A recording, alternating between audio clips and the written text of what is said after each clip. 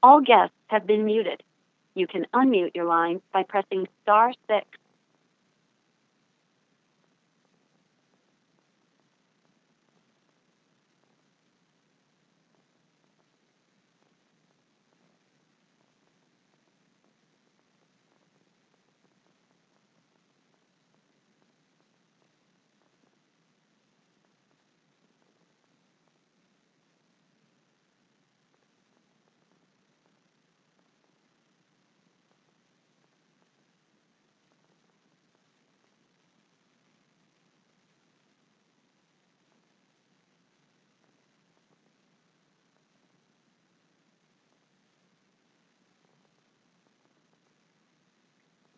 This meeting is now being recorded.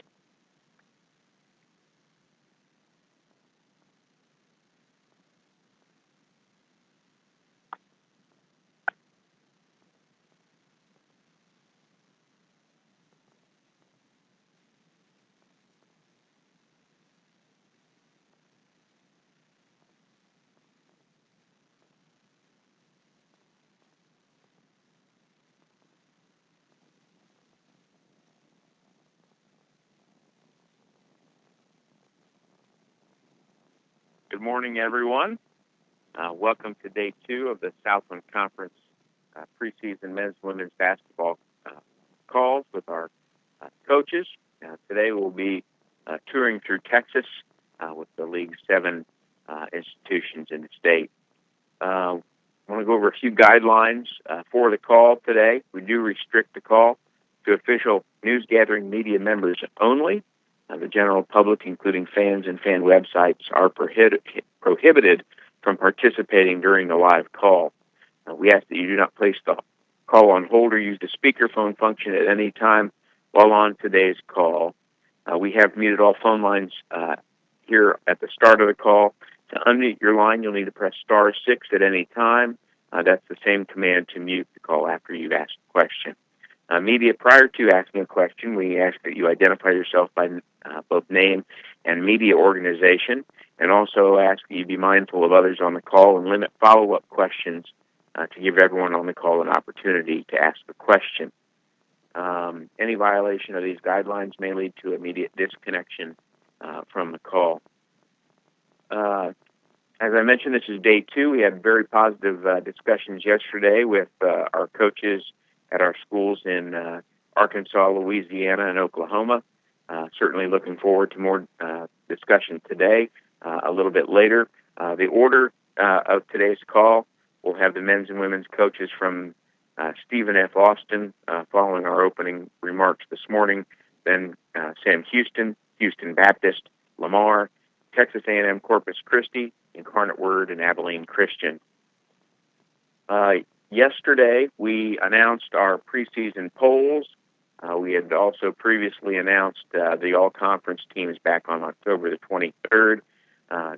For those of you who were not on the call yesterday, I'll just quickly go over those for you. In the preseason polls on the men's side, Northwestern State is the preseason favorite in both of those polls. In the coaches poll, they're followed by Oral Roberts at number 2, Sam Houston number 3, Stephen F. Austin number 4, McNeef 5, Southeastern Louisiana 6, A&M-Corpus Christi 7, Nichols 8, Central Arkansas 9, Lamar 10, New Orleans 11, and Houston Baptist 12. There are 14 teams in the league. However, Incarnate Word and Abilene Christian will not be playing a full league schedule this year and are not eligible for postseason play. So they were not included in our preseason polls this year. In the Sports Information Directors poll, Northwestern State again followed by Oral Roberts at number 2. There was a tie for third between Sam Houston State and Stephen F. Austin. Southeastern Louisiana 5th, McNeef State 6th, A&M-Corpus Christi 7, Nichols 8, Lamar 9, Central Arkansas 10, New Orleans 11, and Houston Baptist 12. The men's all-conference teams that were announced, there were just 2 returning all-conference players from last season, DeQuan Hicks at Northwestern and Sean Glover at Oral Roberts. The men's all-conference highlight the group of 10 that were named to the men's preseason teams last week. On the women's side, in the women's preseason polls, Stephen F. Austin is the favorite in both of those polls. The coaches had Oral Roberts number 2, Nichols number 3, McNeese 4, Sam Houston 5, Central Arkansas 6, Lamar 7, Northwestern State 8, Texas A&M-Corpus Christi 9, Southeastern Louisiana 10, New Orleans 11, and Houston Baptist 12. In the SID poll for the women, Stephen F. Austin number 1, Oral Roberts number 2, Nichols number 3, McNeese number 4. There was a tie for 5th place between Sam Houston State and Lamar. Central Arkansas was number 7, Northwestern State 8, Southeastern Louisiana 9, A&M-Corpus Christi 10, New Orleans 11, and Houston Baptist 12. The women all-conference teams, there were 5 all-conference selections that returned from last season. There's also 11 members on the preseason teams. There was a 3-way tie for the 9th spot. So we, rather than break the tie, we honored all 11 individuals, or 3 individuals for that the final 2 spots. Earlier this morning, we announced the television package, comprehensive package for men's and women's basketball. It includes a record 83 broadcast opportunities during the season. Included in the package are 63 men's games and 20 women's games that will be broadcast either nationally or regionally. The men's broadcast schedule includes 43 national broadcasts and 15 regional broadcasts, as well as another 5 in syndication. The primary home for Southland Conference basketball is ESPN3 for the 2nd consecutive season. That coverage includes 12 doubleheaders with men's and women's games being carried back-to-back. The men's championship game of the tournament will be televised on ESPN2 on Saturday, March the 15th, and then this year, for the first time, the championship game of the women's tournament will be available on CBS Sports Network. That game will be played Sunday, March 16th at noon. That's a departure from our original schedule and the schedule that you'll see in the media guide. We have bumped the women's tournament back to starting on Thursday. They'll play first round on Thursday, second round Friday, semifinals Saturday, and then the championship on Sunday at noon on CBS Sports Network. So certainly are excited about that, as I'm sure all of our coaches and student athletes are. Quite a like we said at the top, a record number of basketball broadcasts for the Southland this season. So very exciting for everyone. We have posted the Southland Conference media guides online at southland.org. You can find those links to those on the page, on the main page, and look through those. We have PDFs available for the entire guide or each section. They're also linked to issue.com. It's issuu.com. Just search Southland Conference, and you should be able to find those. But links directly from southland.org. We are recording this call today, so please make special note of that. We'll offer a replay on the Southland Digital Network as well. The call is being streamed across the digital network, which includes southland.org, and the Southland Conference app available for iPhone and Android that you can download from our website. We'll go ahead, take just about a 30-second break, and then we'll be joined by our coaches from Stephen F. Austin.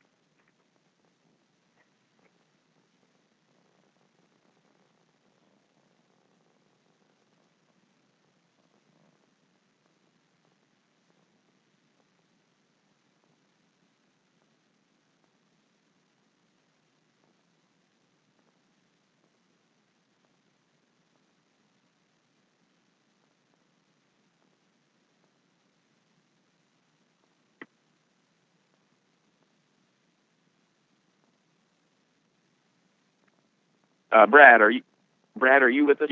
Yep, I'm here. All right. Joined now by Stephen F. Austin, men's basketball head coach Brad Underwood.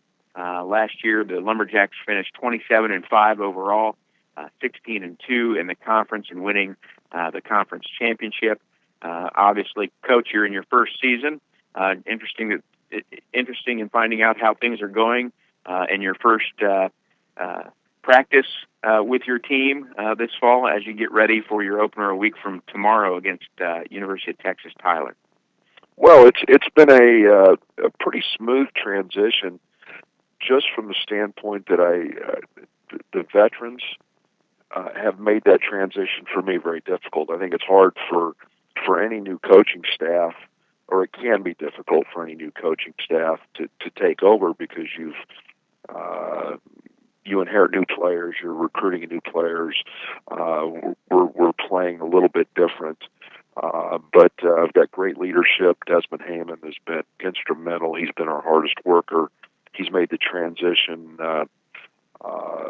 for us a little smoother. Obviously, there's a learning curve for everybody, but there's a great culture here. It's not like taking over a program where the coach has been dismissed. There's a culture of success here, and that I'm very appreciative of. That's not something that's easy to come by, but something that is established and has helped create a positive culture for us. All right, we'll go ahead and open it up for questions now for Brad Underwood, the men's basketball head coach, and Stephen F. Austin. Media, we do ask that you identify yourself by both name and media organization prior to asking a question. And again, you may need to mute or unmute your phone line by pressing *6.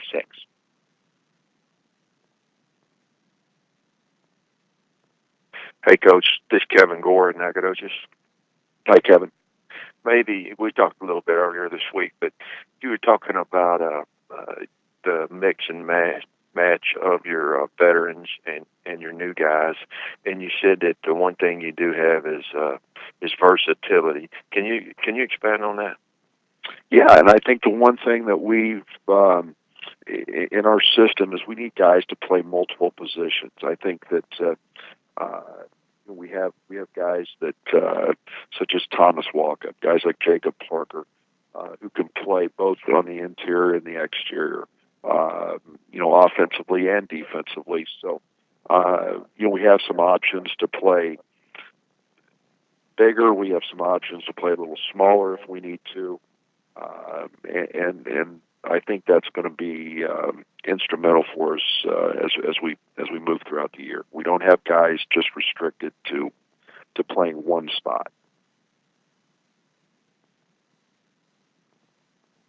Other questions for Coach Underwood?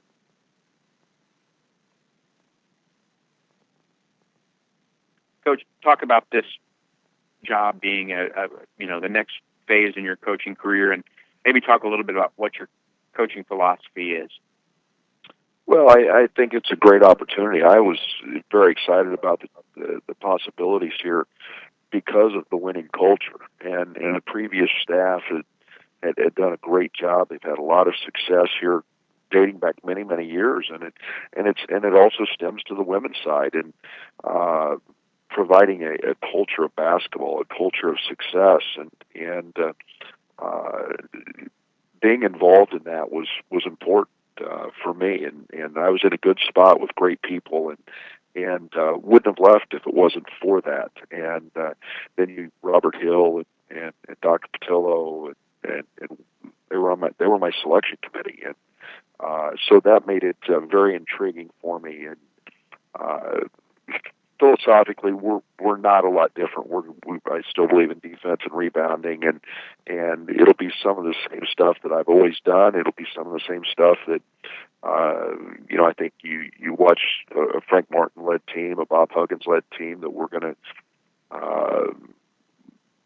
I would be foolish. Huggs has won close to 800 games, and Frank's the winningest coach in the history of Kansas State University in his 5 years.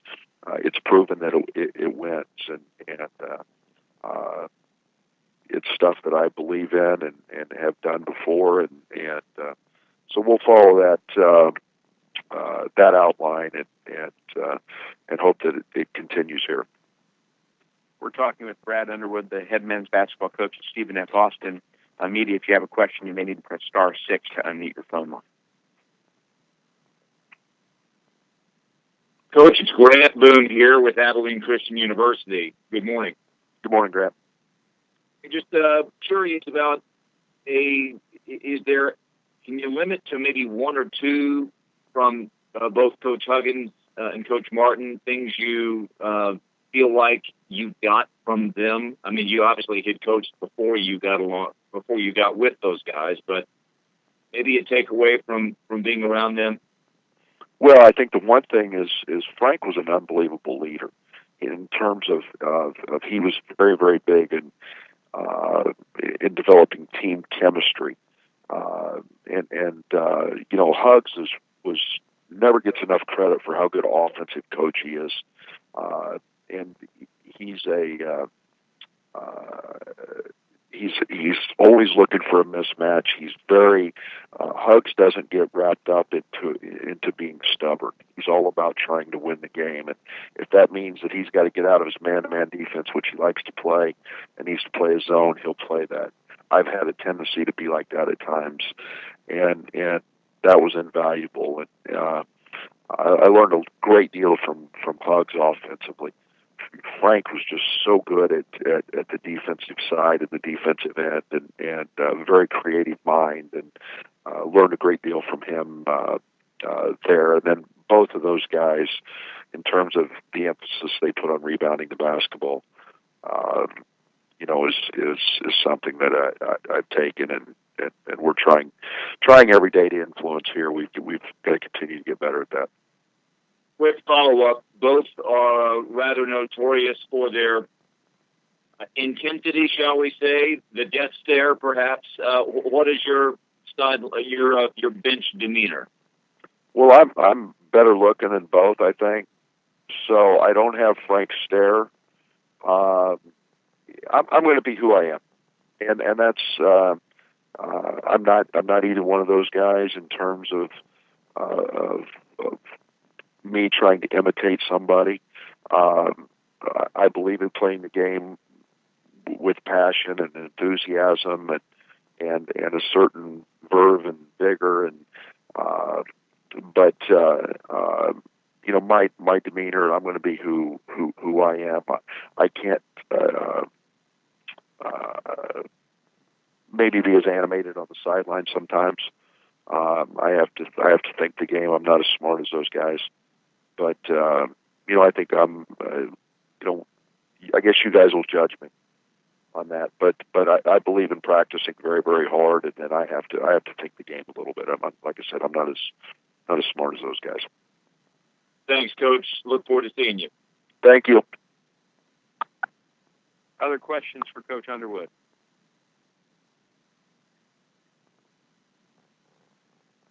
Coach, talk a little bit about what your expectations are this season, and are there new faces to your program that you think can contribute right away? Yeah, expectations. I think that I keep them very simple. All we're trying to do is get better every single day, and the wins and losses, if we continue to work, and guys continue to listen and grow, and the outcomes of games and the score on the scoreboard will take care of itself. We're very excited about some of our new guys. I think we've got a freshman who's proven in our early practices that he's ready to play in a college game. It's a young man out of Florida, out of South Florida, a young man named Dallas Cameron. Connor Brooks, a junior college player, has done a lot of positive things, and he's a Kansas kid that is a coach's son and has a very high IQ and is a very good athlete. We continue to mix our new guys with our veterans and try to create added depth, and that's what our preseason games will give us a chance to find out by league play who can help us. Any other questions for Brad Underwood at SFA? All right, Coach, appreciate your time and wish you the best of luck this season. Thanks, guys. Appreciate it. You bet. Brandon, are you with us?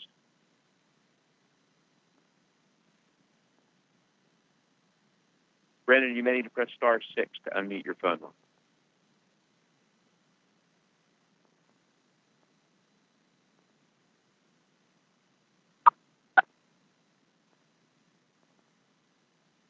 Brandon, are you with us? Hello? All right, we're holding for Brandon Schneider, the women's basketball head coach at Stephen F. Austin last year. Hello?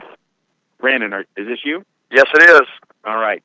Again, joined by Brandon Schneider at SFA. The Lady Jacks were 14-17 overall last season, 8-8 in the conference, which was good enough for 7th.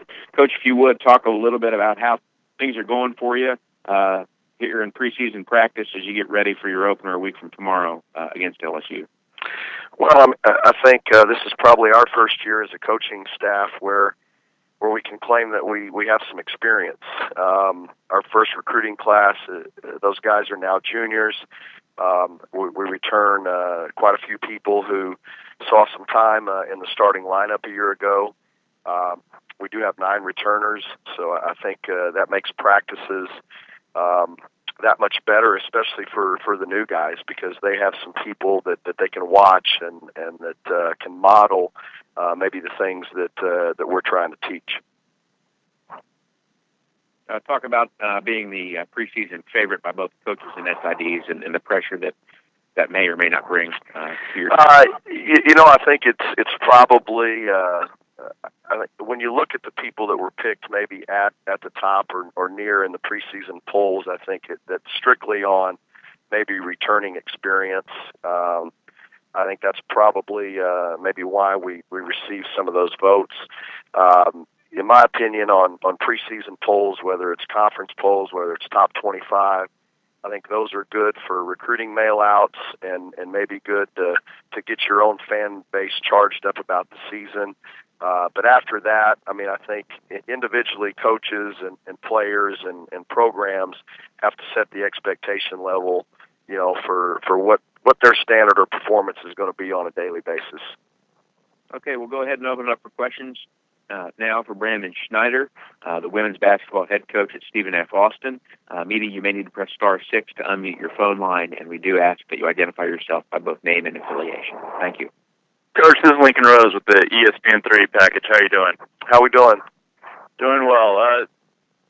Biggest strides, you think, from last year's team to this year's team? Well, I would say chemistry. We felt like we had one of those seasons where we underachieved a year ago relative to our talent level. And one of the things that we've really tried to stress in the off season is just improving the chemistry of our team. We obviously, I think everybody addresses skill level and schemes, but the thing that really held us back, last year was probably our chemistry and just trying to have a better locker room. And then when a men's program replaces their head coach, do you see any effect just in the athletic department? How have you seen that transition go? Well, I've known Coach Underwood for quite a while, and I was excited that this is an opportunity that he was able to have for he and his family, and the working relationship that we've had since his arrival, as well as with his staff, has been tremendous. I love the game of basketball. I like to watch how other people do things, and I'm excited to follow them. And he's been a great addition not only to our athletic department, but to the community of Nacogdoches. My last question is: any major questions that you're hoping to have answered before conference play rolls around about your team? Well, I really think it's going to be which of our young guys are going to kind of break into that mix of being in the top 8 or top 9. Our style of play, we're going to play pretty up tempo, and 9 guys are going to have a chance. And right now, we're hoping that a couple of our newcomers can step up and be a part of that mix. Thank you. other questions for Coach Schneider at SFA? Hey, Coach Schneider, it's Kevin Gore. Morning, Kevin.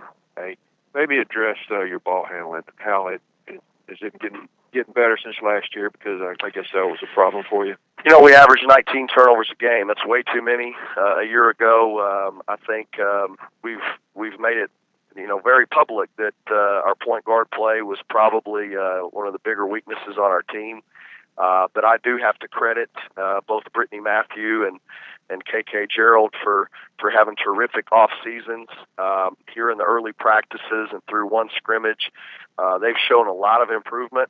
But we did go out and recruit 2 other players who we think are capable of giving us some help at the point guard spot. So, but right now, we have a junior and we have a senior that at this point in the season, we're really happy with the progress that they've made, and I think we'll see drastic improvement in that area.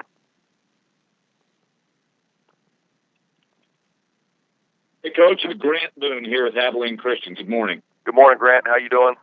Very well. As a guy who grew up in a place where there has been a great tradition of women's basketball, Canyon, Texas, and as a guy who came from Division II, just kind of wondering what you would say if either Coach Julie Goodenough or Coach Henderson of UIW asked about this transition. You made it a few years ago. Dramatically different? How is it different, or is good basketball still good basketball?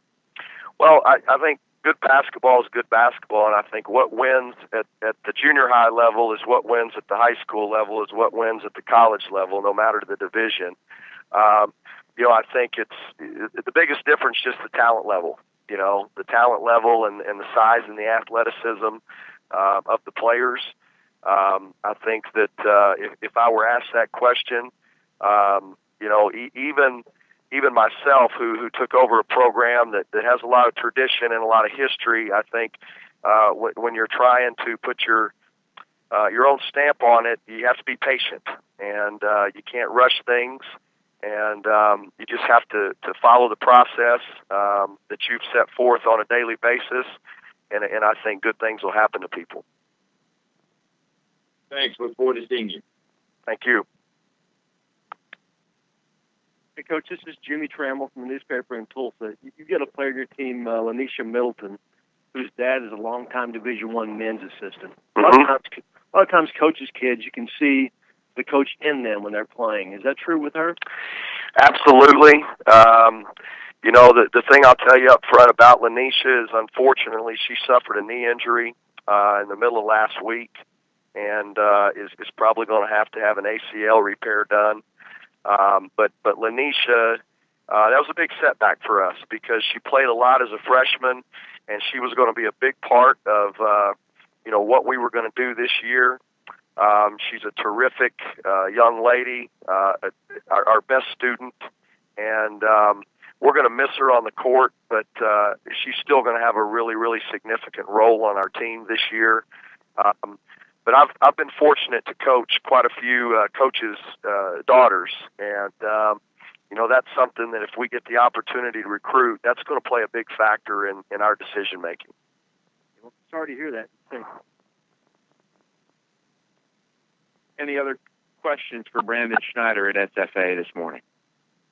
All right, Coach. Appreciate your time. Thank you. Thank you, guys. Have a great day. You too. Jason, are you with us? Jason, Hooten, you may need to press *6 to unmute your phone line.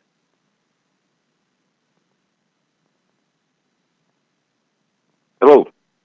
Jason, thanks for joining us. Joined now by Jason Hooten, the men's basketball head coach at Sam Houston State. Last year, the Bearcats finished 17-17 overall, 8-10 in the conference. Coach, talk about how things are going for you, so far in practice as you get ready to open the season next Friday at Texas Pan American. Well, so far so good. I mean, we've had 23 days of pretty good practices and a scrimmage, and I've been very happy with how hard we've worked and where we're at this point. Obviously, return returning 8 guys from a team that won 17 games and made a great push at the end of the year, going into practice this year, and having that much familiarity and that much of a return has been a big bright spot for us. All right, we'll go ahead and open it up for questions now. For Jason Hooten, the men's basketball head coach at Sam Houston State. Again, media, you may need to press *6 to unmute your phone line, and please identify yourself by name and media organization. Coach, how are you? This is David Solzman with Comcast Sportsnet. Good to talk to you. Yeah, saw you last year when you played Central Arkansas, and it was obvious you had great intensity on the floor, especially on the defensive end. But in that vein, I know you focus on that so much, but how much better do you think your team can be on that defensive end, especially with all those players coming back? Well, I think that's what we take pride in. Obviously, we've had a lot of luck in our defensive side the last 3 years, and going in every year, that's kind of what we concentrate on. I think the biggest adjustment for not just us, but for a lot of people this year will be the rule changes in the NCAA and how they're going to guard the ball, or how they're going to call guarding the ball, shall I say. So that's been a big adjustment, us working on that in the preseason and, trying to make sure that we're not getting any hand check calls or anything like that. So, but defensively, that's where we try to hang our hat, so to speak. I think the biggest thing that we needed to improve on over the last 3 years is, on the offensive end. And I think if our offense will be better this year, then I think that'll definitely take some pressure off of our defense, and we'll make it better in essence.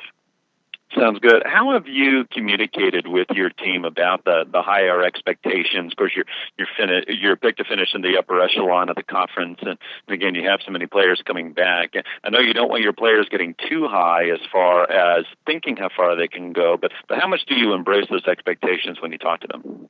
Well, I think it's a different situation than we've been in. My first year as a head coach in 2010, we had just came off the NCAA tournament team, and we had 3 really good returners.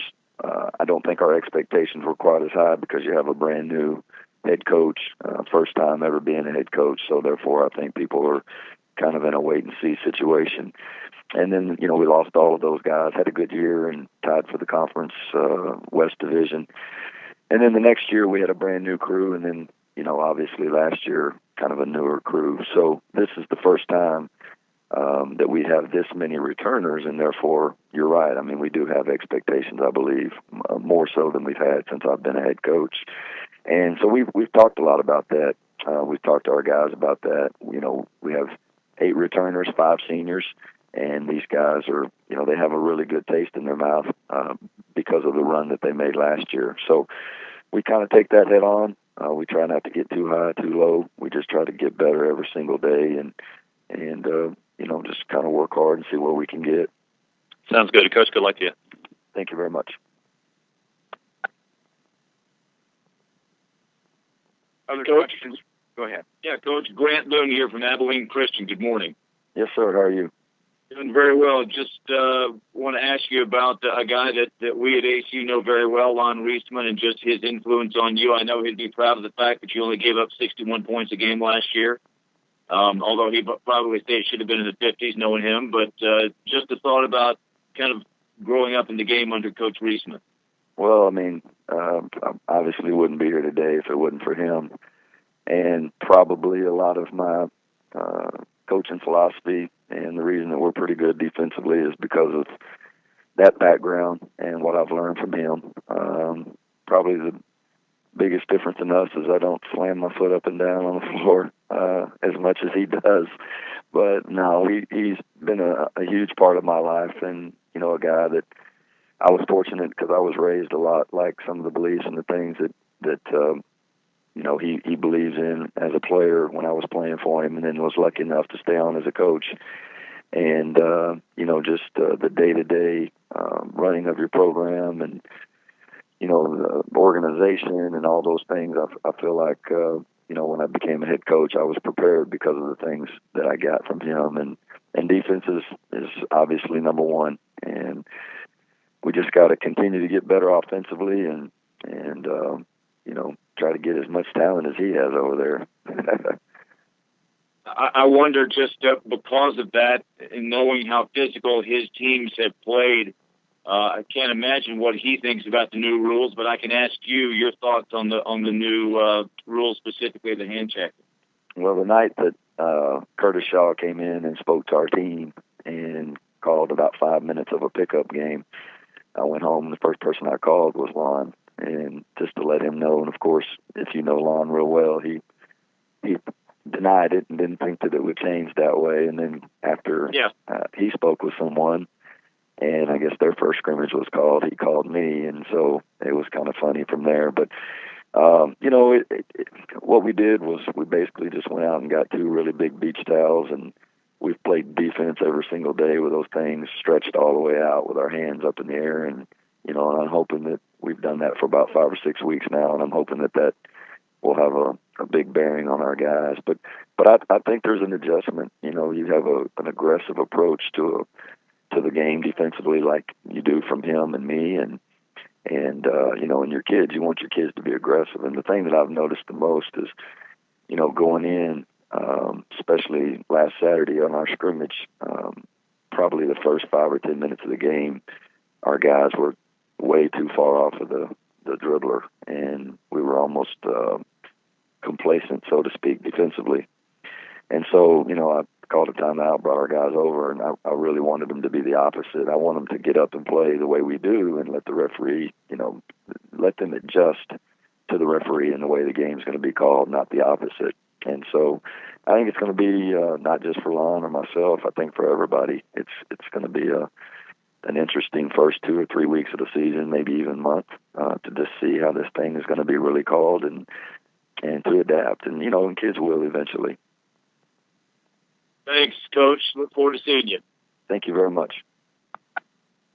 Other questions for Jason Hooten at Sam Houston State?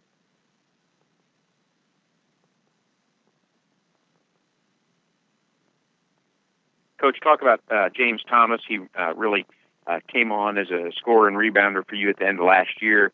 Can you talk about what he will bring to the table for you as a senior? Well, hopefully, last year I would be lying if I said, he exceeded all expectations. We had no idea that he could end up putting the numbers up that he did, and he just kept getting better and better as the year went on and was, full of confidence by the end of the season. If I could take that same exact effort and the same exact results, I would take what he did last year, because he's a guy that, he's not the most talented person in the world. He plays on heart and determination and toughness, and which I think is a lot of what our team is about. And, he just had a tremendous year, and we just want him to just kind of duplicate that same year with that same effort. And he has expectations now that are put on him by being picked second team preseason all-conference. And so, now he's got to step up to the plate and again, just duplicate what he did last year. Other questions for Jason Hooten at Sam Houston State? Coach, talk about DeMarcus Gatlin. He was a 2-year starter for you, played in every game for you until getting injured last year and injuring his knee. Talk about, how he's come back from that and what kind of experience he lends to your backcourt. Well, I was hoping I wouldn't have to talk about that today. Unfortunately, 2 days ago, DeMarcus went back for his last X-ray. He's been playing great. He's been doing well. And unfortunately, the X-ray shows that bone is reopened. And so I'm going to have to shut him down, and more than likely we're probably going to have to redshirt him, and he's going to miss this season. So that's a big blow to us, although we do have a lot of depth in that area.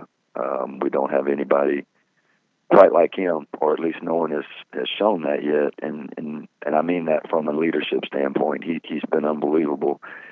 He's been our most vocal guy. He's been a leader. He's been driven. And we're going to truly miss that. He's a guy that can really get to the basket and do a lot of things, and had a really good scrimmage on Saturday. Had 10.6 rebounds, 4 offensive, and so it's a big blow to us. We're going to have we're going to have another really good assistant coach over there, it looks like. And but he'll bounce back. They're going to probably do a bone graft surgery on him, which they feel like will completely do it and take care of him, and then he'll be 100% next year and back ready to go. So we're going to drastically miss him this year, but I think we have great depth there. We have a guy that we signed, a junior college transfer, Jabari Peters out of Seward. He's a really good player. He doesn't have the experience, obviously, that DeMarcus has, but he's a really talented player, and I think that he'll step up to the challenge, and that we'll be fine. Sorry to hear that, Coach. Didn't mean to make you talk about that. Okay. It'll have to come out eventually, so no, it's okay. Good question. Thank you. Anything else for Coach Hooten today? All right, Coach, appreciate your time. Thank you very much, and wish you the best of luck. Thank you very much. Take care. You bet. Thank you. Brenda, are you with us? Hello. Hi, Brenda. How are you? Hey, how are y'all doing? Doing well. Joined now by Brenda Nichols, the women's basketball head coach at Sam Houston State. Last year, the Bearcats were 18-15 overall, 13-5 in the league, which tied them for first place.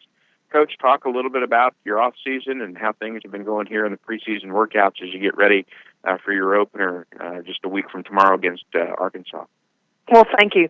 We're really excited after coming off of our great postseason, coming in with that experience now with our younger kids. We lost 3 seniors, 65% of our scoring has graduated and moved on. So our younger kids got a lot of play in the postseason, so that was very excited for us coming in here. Jazz Johnson is going to do a great job, and, it's neat to know that I have a point guard that's been with me for the last 3 years, and she's a senior this year. She's gotten a lot of playing time and actually been starting for that many years. So anybody in that position, I'm still excited about that. We also were returning Angela Beadle, who is, our big post player, got all-tournament team for the conference, and she is just doing some big things right now in practice, and it's fun to be able to see those two carry over and be the leaders on this team right now. And we picked up 5 we picked up 2 transfers, junior college kids, and we picked up 3 freshmen, and then we had a red shirt freshman sitting out, Summer 5, who is a outstanding outside shooter, came from Western Kentucky, and so we're excited about what she's going to bring to the table. So right now, coming off of a great season, coming in from that postseason, just training them 3 freshmen and just getting them into our system has been a challenge, but it's been a fun challenge. All right, we'll go ahead and open it up for questions now for Coach Nichols at Sam Houston State. Media, please identify yourself by name and media organization. Prior to asking a question, you may need to press *6 to unmute your line. Coach, this is Lincoln Rose with the ESPN3 coverage this year. Enjoyed watching, obviously, those 3 seniors helped find the program the past several years, and you have 3 seniors this year. Have you seen any of their habits or in any way those 3 that you have this year try to mimic what they saw from the leadership of the previous class? Well, I think this team is going to be totally different, and the leadership that we lost going out the door was great. It really defined our program, Lincoln, and but these kids are a little different. They know that they don't have those 3 kids, so the leadership role has kind of become a little different. The team has become a team in an aspect of we never know who's really going to step up for that game and everything, for that day, and it's kind of going to be mixed around, and that's exciting also as a coach, having those 3 that we knew that they produced the points, and now coming back to them having to find their game. And I think that's been the biggest factor is now these kids that are defining their own game. Angela Beadle is doing a great job. We also have Jasmine Anderson, who was a backup guard last year, that she's come in and she's got her game going. And Jasmine Johnson, who normally doesn't score, but about 6 points, she's just lighting it up. And so I think when 3 kids go, these three kids and these rest of these kids are defining now a whole new purpose. And they always depended on Martin, and they depended on Sequina and Cha-Cha, well, Shanice, that, now they don't have that. So they really have found their own kind of system that they're doing. And that's exciting to know that we're not looking for them. Now, do we miss them? Yes. But I think it's exciting that we are redefining our own program now again. You've mentioned Beetle a couple of times. Obviously, if you're 6'3", you can have an advantage in being successful, but it doesn't guarantee being successful. What have you seen her do over the years as she continues to develop? I think the biggest thing is facing up to the basket, putting the ball in the hole, also making moves, and rebounding, bringing the total package. Along with that, we signed a 6'3" transfer from Williston State College in North Dakota in Maggie Lorenz, and she's going to do a great job for us on the other side. So we kind of gone big now. We also picked up Jasmine Robinson out of Jacksonville College, and she's about 6'1", real athletic. And then Nia Carter has really come along and has really been playing. She's small forward, but that girl she's a horse underneath. She's going to get the job done. Thank you very much. Other questions for Coach Nichols at Sam Houston State?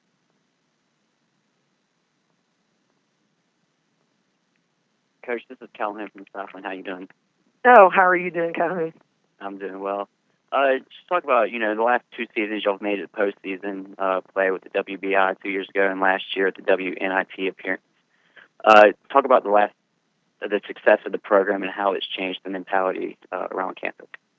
Well, I think the mentality changed, and I'm going to give kudos to our football team also. I think when they started winning, it also put an emphasis on all the other sports to pick up what they were doing. 8 years ago when we came into this program, we knew that we had a lot of work to do, and we needed to roll our sleeves up, and it was going to be a chore. And as our other programs started winning, our football program started winning, men's basketball stayed winning, baseball's winning. It really puts an emphasis that as us as coaches, we got to raise our bar too. But as athletes, they want to be the same, and they want to do the same. And I think that has been a big thing. And, Sam Houston and Huntsville in its own is bleeding orange. And, I'm a former alum. I played here, and this is the best time in Sam Houston athletics, to be a Bearcat, and it's exciting. And I think the more in the last 2 years with our success, we were the one program that was Bobby Williams' kind of Achilles. We are now bringing it to a whole new ball game, and it's exciting. And it's even exciting knowing that I'm an alum. I played here, and I had a big part in turning this program. And I think we're going to keep on being successful because I think our players feel the excitement from all over, from all the sports, and just the excitement around the school, it carries over. And you mentioned that you lost a lot of your scoring last year, but you returned Jasmine Johnson, who scored more than 600 points as a two-year starter. What type of leadership are you looking for her to take this year? Well, I think Jasmine's going to be a great leader for us. I mean, she knows what we want, and I probably am the luckiest coach right now to know that I have a point guard who's been with me for 4 years and has got a lot of playing time under her belt. So basically, I can even look at her and she knows what I want her to do, and that's the number one thing. And what she's doing right now is she's taking our babies. We have 3 freshman guards, and she's trying to mature them up, and we have some sophomores. Sad, but Sally Clavel will not be with us this season. She went out and had hip surgery in August, and so we lose another experienced guard. So we really will be depending on our babies to help out in the guard position. Other questions for Coach Nichols at Sam Houston State? All right, Coach, appreciate your time. Thank you very much, and wish you the best of luck this season. Well, thank you, and I wish the best of luck for everybody else also. Thanks. Ron, are you with us? Yes, I am. All right, joined now by Ron Cottrell, the men's basketball head coach at Houston Baptist. The Huskies are coming off a 14-17 season last year, 3-5 finish in the Great West Conference. Coach, talk a little bit about how preparations are going so far this season as you get ready for your first season in the Southland Conference and your opener a week from tomorrow at Texas Tech. Well, things are going really well right now. We've got a team that's excited about being in the Southland Conference and excited about this new start for our university in this new league, and our guys have come in with an attitude of really wanting to work hard, and these added days that we got this year with the rule change in practice has really benefited us because of the fact that we're so young and have so many new players that we really need to get on the same page, and those added practices have really helped us to do that. And we've got a team that has no seniors, not a single senior on the roster, 3 juniors, and all the rest are freshmen and sophomores, 11 freshmen and sophomores. And so we're a team that's made up of some young guys that are hungry and excited about playing Division I basketball. The sophomores, for the most part, are our leaders on our team, with the exception of Marcel Smith and Tyler Russell, who are 2 of our juniors that are leaders as well. But it's a very young team that's hungry to do well and excited to be a part of our program. All right, we'll go ahead and open it up for questions now for Ron Cottrell, the men's basketball coach at Houston Baptist Media. Please identify yourself by name and media affiliation before asking a question, and you may need to press *6 to unmute your phone line.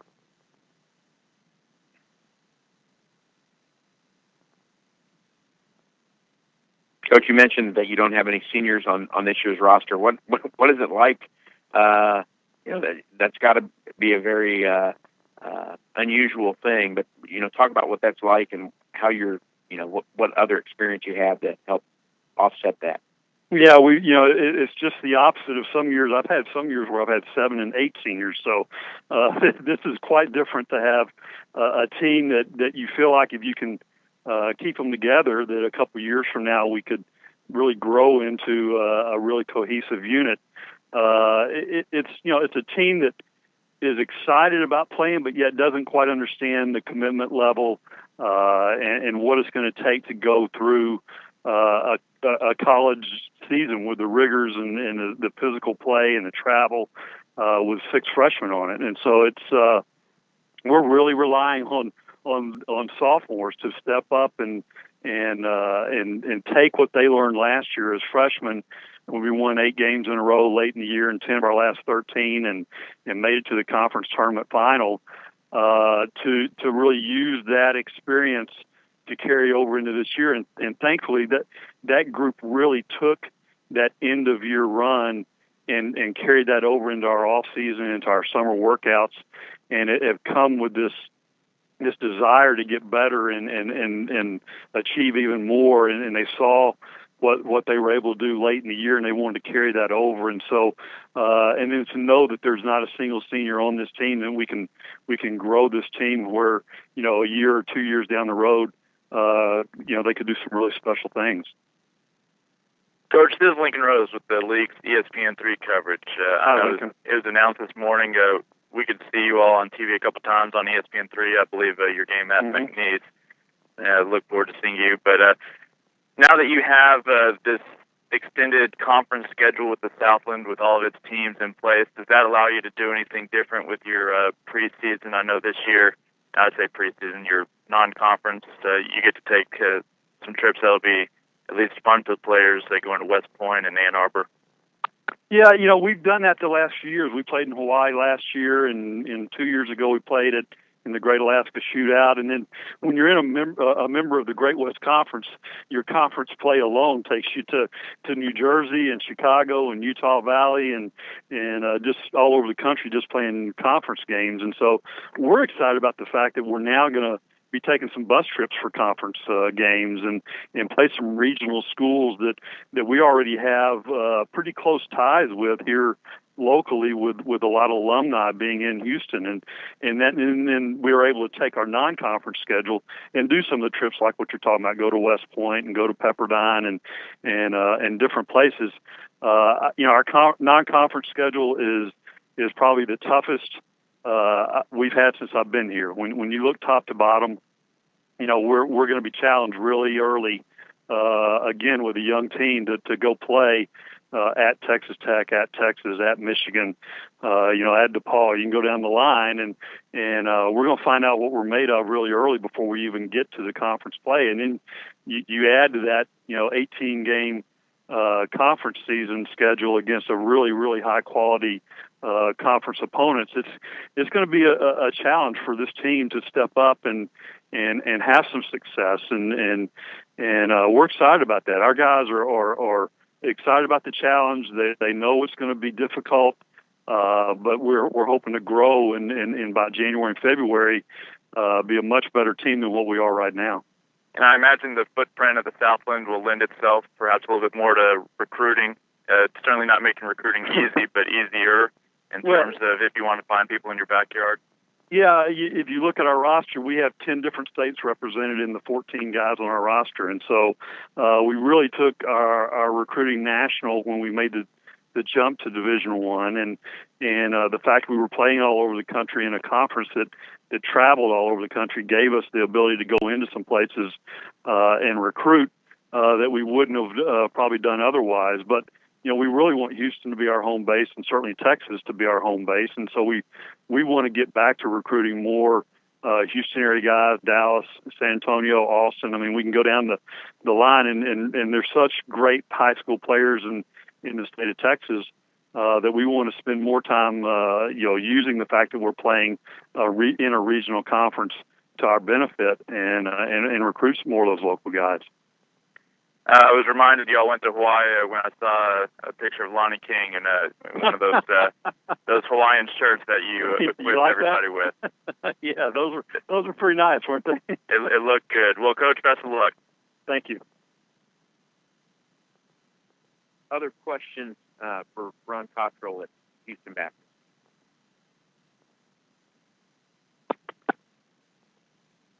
Coach, talk a little bit about your personnel. How do you overcome the loss of your leading scorer and rebounder in Art Bernardi last year?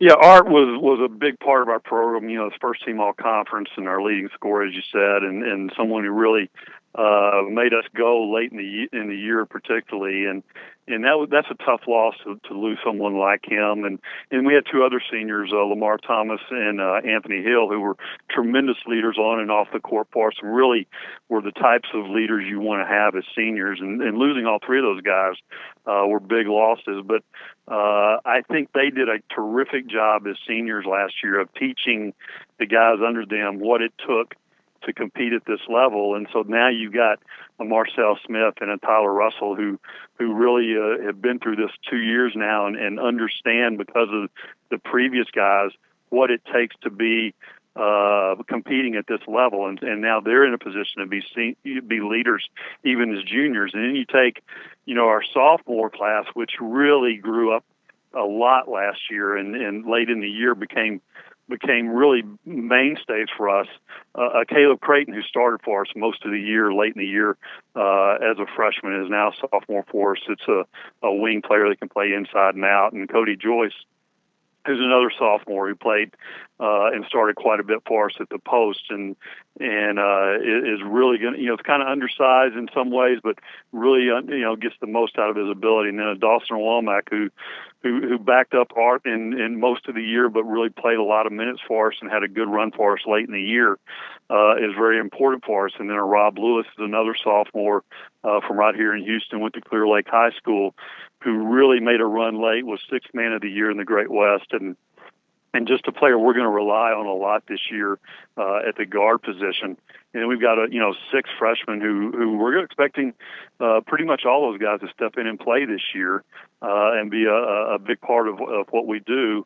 And then we have one transfer on our team that transferred in from SMU this year, who's a grad student but with 2 years of eligibility left, which is a little interesting. Most of the time when you get grad students who transfer in and are playing that, being able to play immediately, they usually just have 1 year. But Richmond's Vilde actually graduated from SMU in 3 years, and has 2 years of eligibility left. And at 6'11", 255 gives us a big body inside to play off of.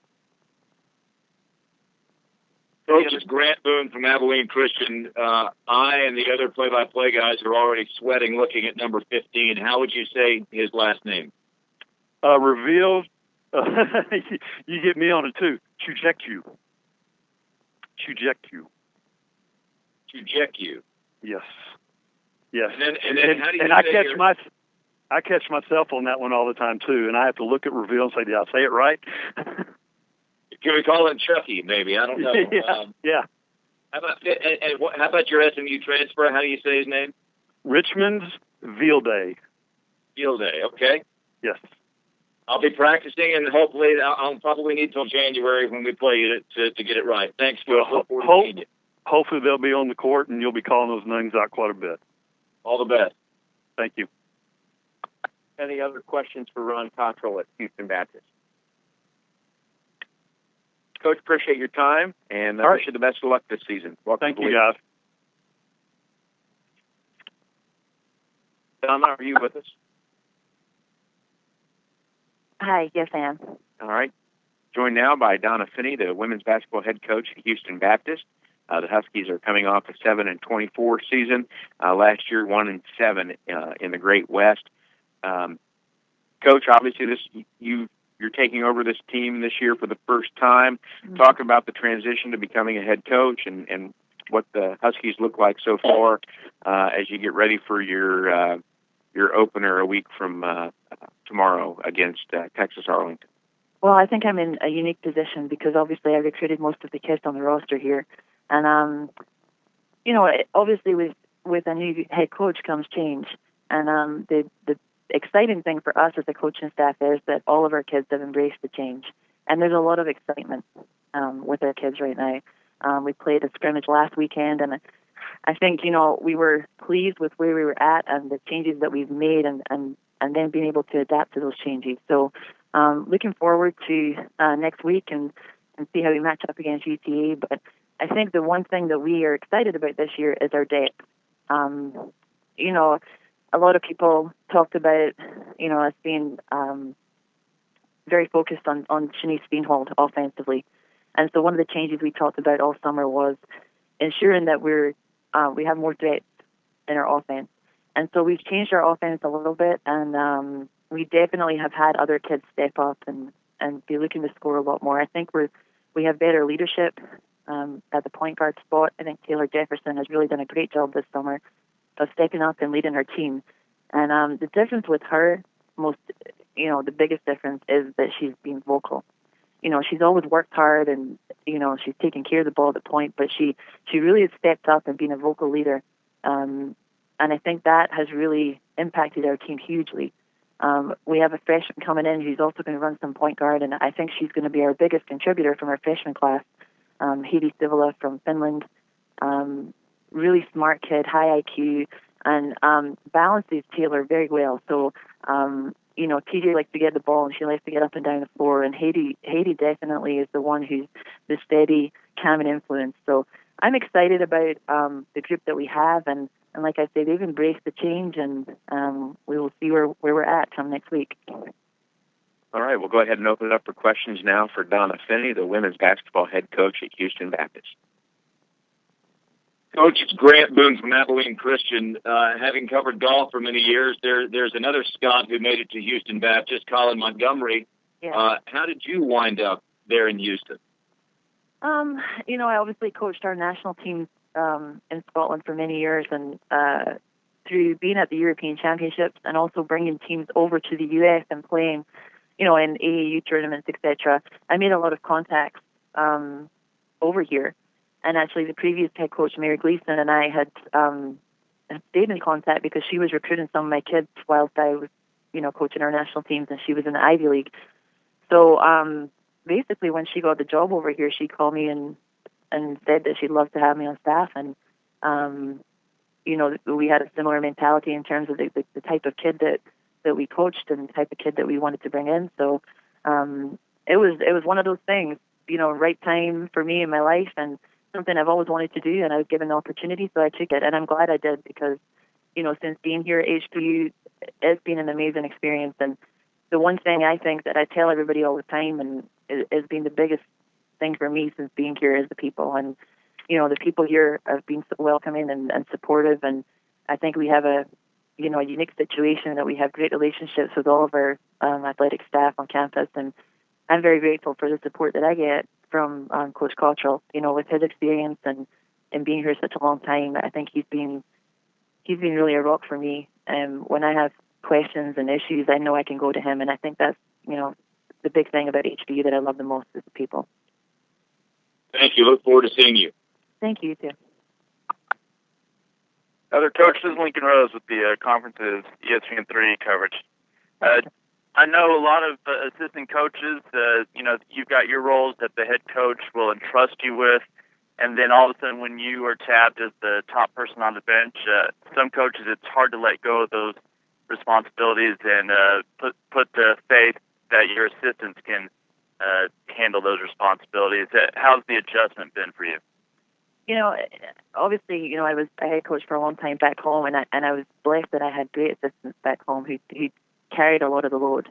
I think you have to trust your assistants, and we have a young staff, but I've been really encouraged so far with the work that we've done, and particularly things. I think both Ben and Lauren have done a great job at getting out and making new connections for us, and raising the profile of HBU women's basketball. I took on board a lot of the recruiting responsibilities as an assistant, and I've passed it on to those two, and obviously I'm still involved, but they definitely have set their own way and stamped their own, and they're really taking it on themselves to get out there and get the best kids that we can, and I'm very pleased with their efforts so far, particularly within Houston, because I think that's an area that we really had to improve on.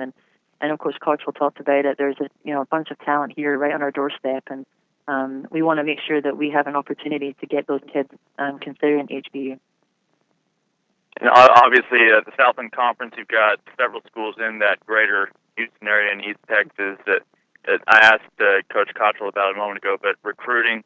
Do you see this as an aid in recruiting, that you play more games closer to perhaps those players that you're targeting? Definitely. I mean, it's been really interesting for us already, the response we've had, people asking us about coming to our game next week and, planning in advance to make sure they can come and see us. And I think it's a huge advantage for us, and we're very excited because it's going to allow us to connect with more kids regularly. And, I think the rivalries that we will develop through the Southland will really enable us to boost our recruiting. So I'm excited about it. Great. Thank you. Thank you. Other questions for Donna Finnie, the women's basketball head coach at Houston Baptist? Coach, this is Calhoun with the Southland. How you doing? Hi, Calhoun. I'm good. How are you? I'm doing good. Talk a little bit about your roster. You got 6 juniors but no seniors. How is that going to play into conference play? I think our men's team are in the same position that we have no seniors, but we do have a lot of experience with this group because the juniors that we have now have had a lot of playing time, and I feel with this group that we've got an opportunity to really develop by the time conference play comes and develop the leadership that we're missing in certain areas right now. But we're making small steps. I think Erin McGarrigan has really stepped up in the preseason, and we were on her a lot the last 2 years about being more vocal and not relying on her point guard to be vocal. But Erin's work ethic is amazing, and she has really opened up a little bit this year. I think she's taken a couple of the freshmen under her wing, and that is really going to help us moving into conference play. I mean, I mentioned before we're a little deeper, I think, than we have been, and I'm looking to those juniors to really help those younger players along, and she, more than any of them, has done a good job in doing that. I'm excited about what we're going to get from Vivka Bruns this year. Vivka, is, in my mind, one of the best defensive players that we have, and certainly I think some of our opponents will think the same. But she needs to step it up on the offensive end, and she's really done a good job at that. She's been in the gym a lot working on her shot, and she knows she has to step up on the offensive end in order for her team to win. So she's taken that role on, and I'm excited to see how she does in that respect. And then I have to ask you, how does it feel to be the first international head coach in Division I? Kind of surreal. I mean, you know, like we talk with our kids about, you know, what are your dreams and what do you want to do with your life? And, you know, obviously it's such a privilege to be a Division I head coach, but to come from a small country like I do and you know, the pathway that I've had to take, I just appreciate it every day. I really do.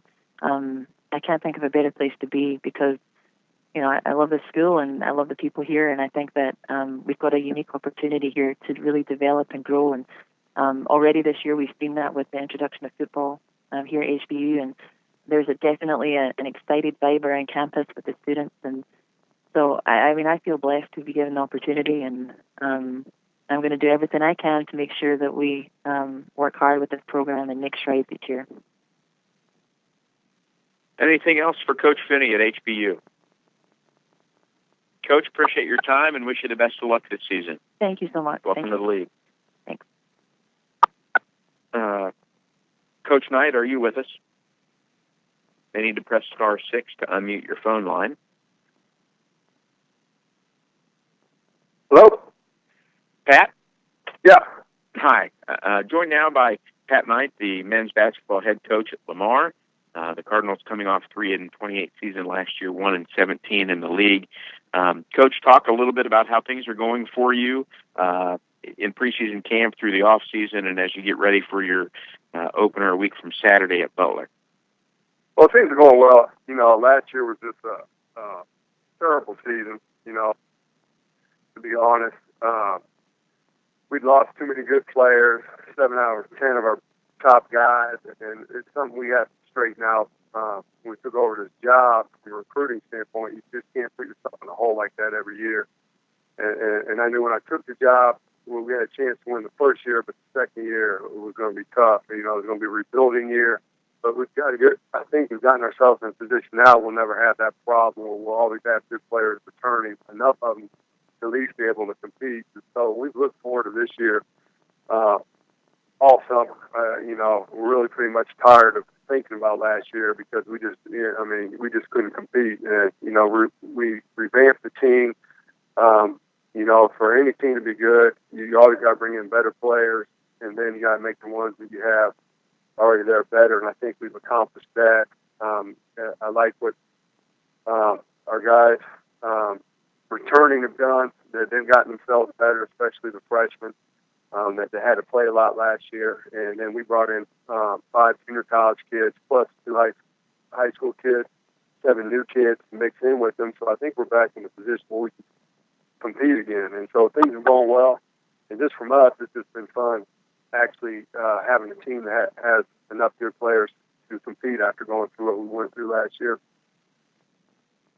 All right, we'll go ahead and open it up for questions now for Pat Knight, the head men's basketball coach at Lamar.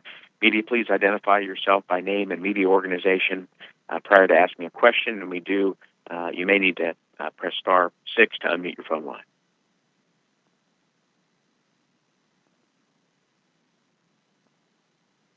Hey, Pat, Bob West, Port Arthur News. Yep. Did you see anything the last 2 years competing in the Southland Conference that changed your philosophy about the kind of player you had to recruit in this league? No, you know, we actually tried getting that type of player last year, but what people don't understand, you know, no one wanted to come here. We just taken over a program that hadn't won. You know, you got a coach that's been fired, and you know, we at least got turned down by, I think we counted 8 kids that came in on campus when we first got the job. And so we had to piece something together. You know, I thought some people took some shots at us last year that were uncalled for.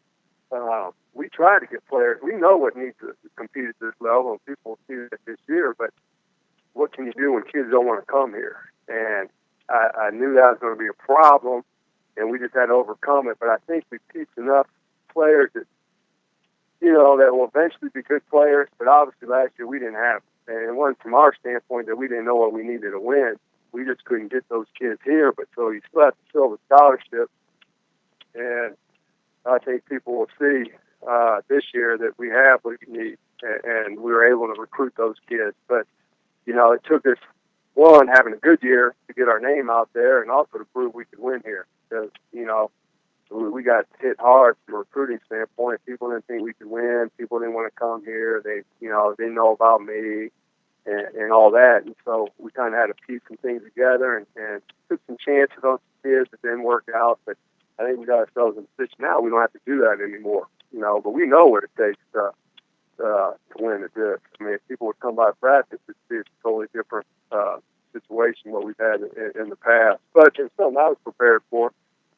But you just can't put yourself in that position from a recruiting standpoint where you lose so many guys.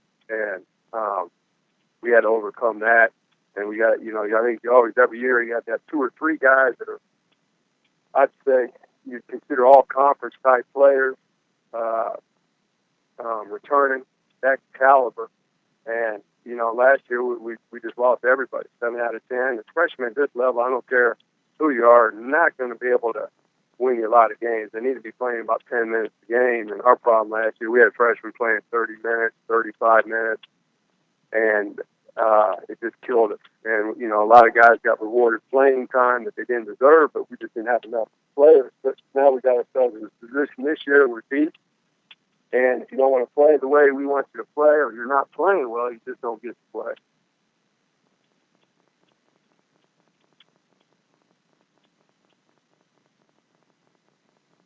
Other questions for Coach Knight today? Coach, this is Lincoln Rose with the ESPN3 coverage. We heard Jason Hooten a little bit earlier today mention what he does in practice to adjust for the hand checking.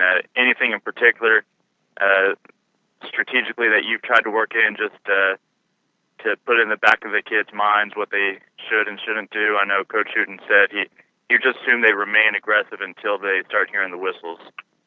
Yeah, we're about pretty much the same way. But, you know, I think a lot of coaches will tell you, you know, from a defensive standpoint, we really teach our kids to move their feet, and it's all about position, even in the post.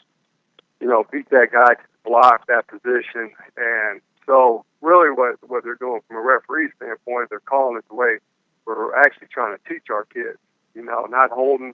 When the guy has the ball, move your feet, contain the guy. And then from a post situation, beat the guy on the flash, not by bodying him up and put him a forearm in him. And so, you know, we want our guys to be aggressive, but, you know, actually starting today, we're going to really rehash the new rules with the kids to get them adjusted. But I think you have to be careful because you don't want to take that aggressiveness away from your team.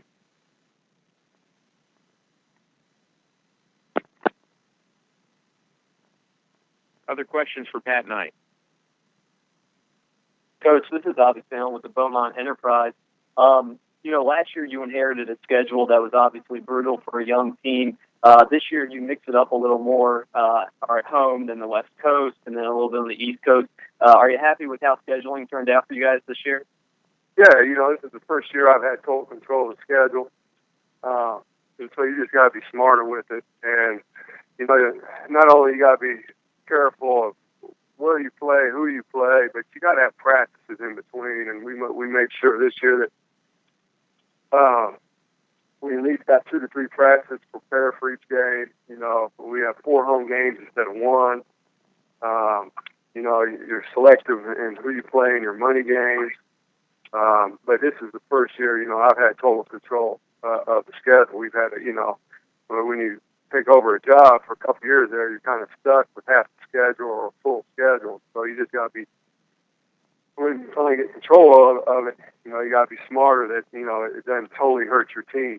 But you still want to be competitive, and that's why I won't play any non-Division I opponents, because I just don't think it does anything for your team. And now it does something for me. It pads my record, but I really don't care about that. You know, I want this team, you know, to be prepared for conference. And the only way to do that is from a tough schedule, but you don't want to get ridiculous with it like it was last year.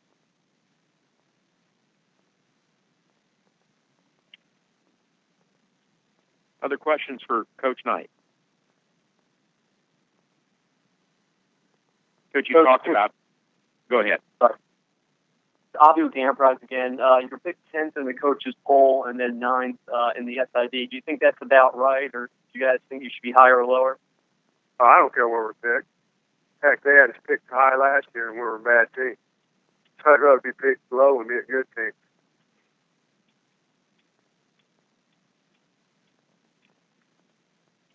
Coach, it's Grant Boone with Abilene Christian University. Good morning. Good morning. It just strikes me that players you're recruiting these days, I think some of them might know you as much as they would know your dad, because you've been a head coach now for several years, and as they've been growing up, they've been seeing you on sidelines as a head coach. Players whom you're recruiting now, do they know about your dad? Do they know more you because they've been seeing you the last several years? I think the players, they all know my dad. He's still on ESPN, and plus their parents.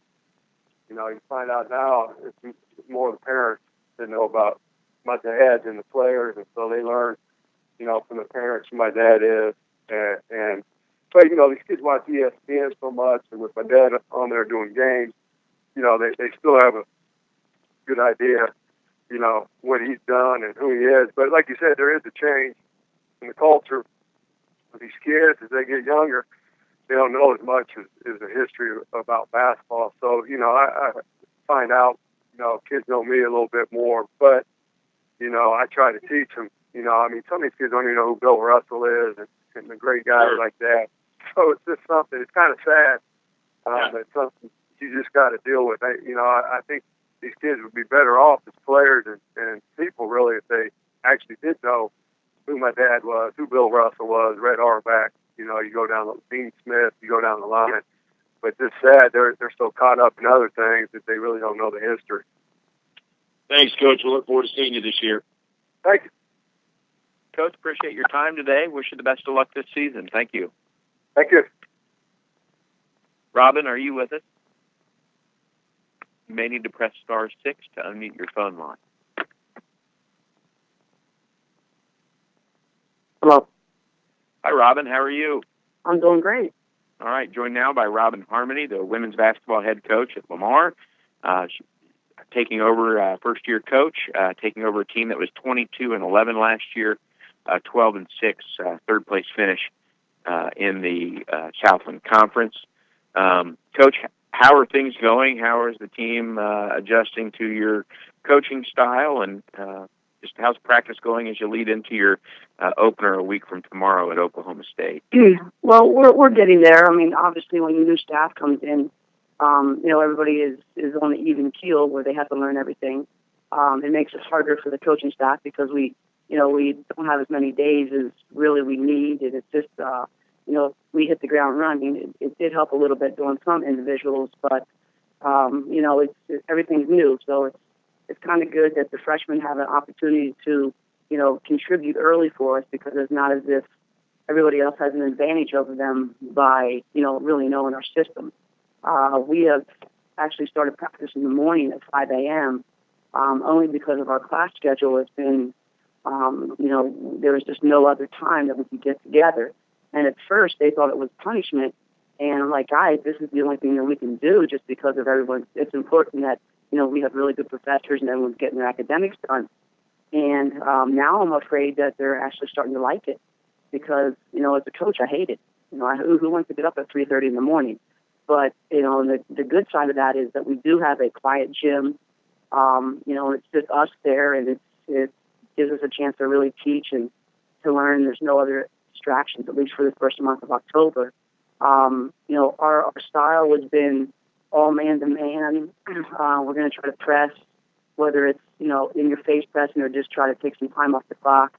You know, now with the new rule in the women's that we have a 10-second clock, I think it's going to, you know, change the whole entire game where you really will only have 15 seconds to run your offense. So, you know, we're going to try to take advantage of that. But, you know, everybody has been working really hard. We've been lucky, knock on wood, as far as not having injuries. And, you know, the kids are really accepting us and everything that we're trying to do. All right, we'll go ahead and open it up for questions now for Robin Harmony, the women's basketball head coach at Lamar. Media, please identify.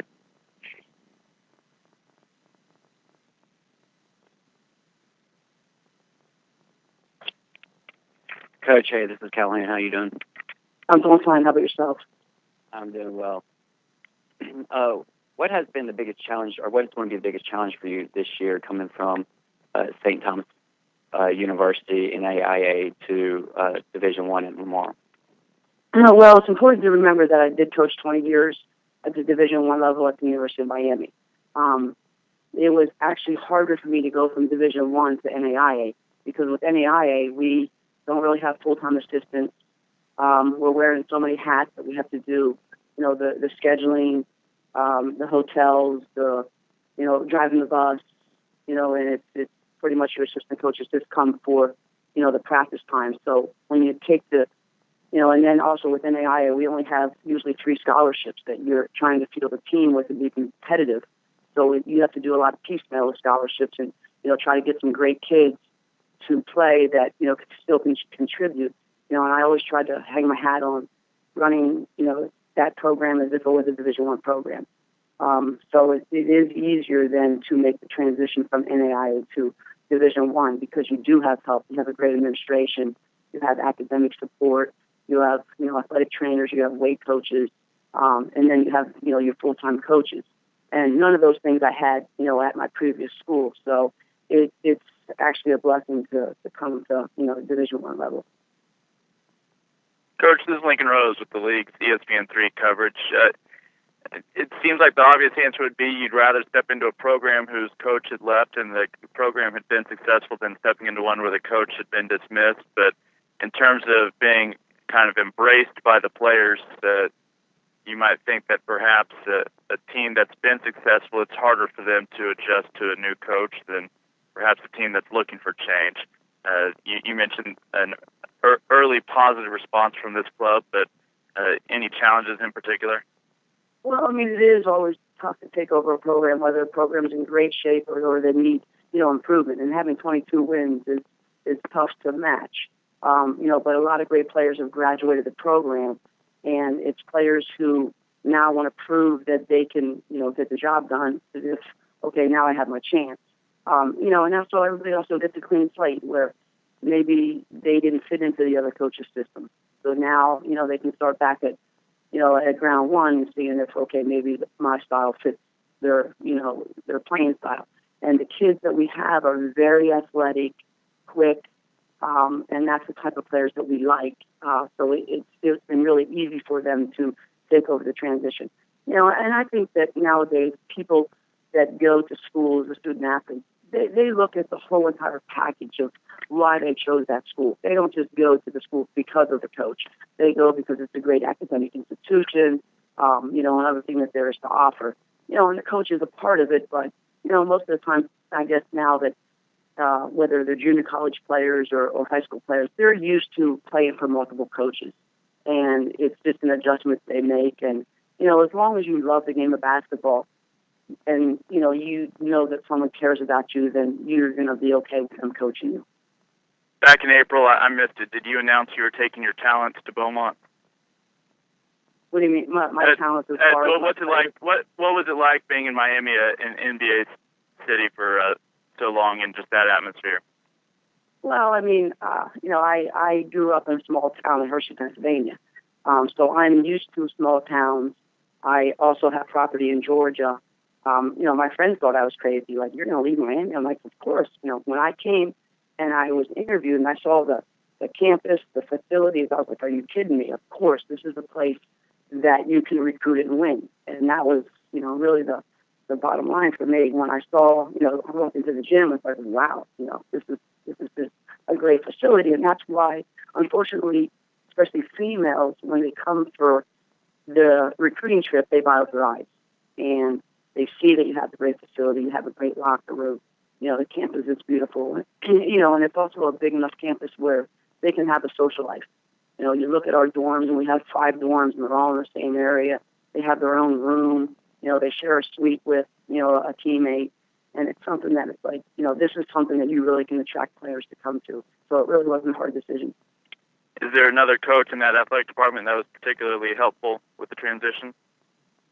Well, I mean, the whole entire administration has been helpful. You know, Jason Henderson, whatever you need, what else do we need to do? You know, almost too much, but you know, they were so welcoming.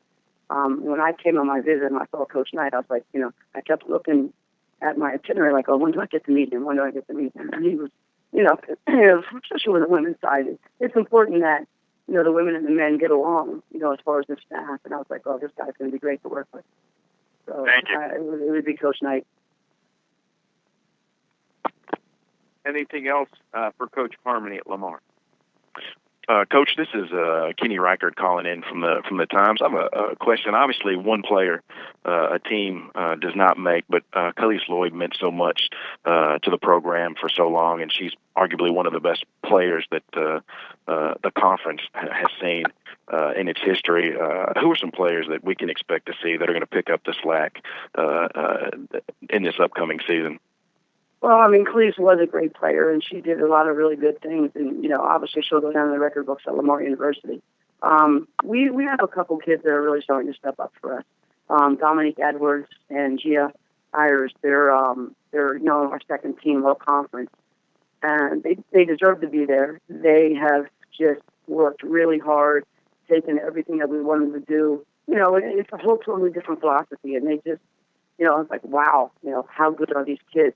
Dominique can shoot the ball. She can shoot the three. She can shoot off the bounce. She can post up. You know, she can defend. She has a long body and is really athletic and quick.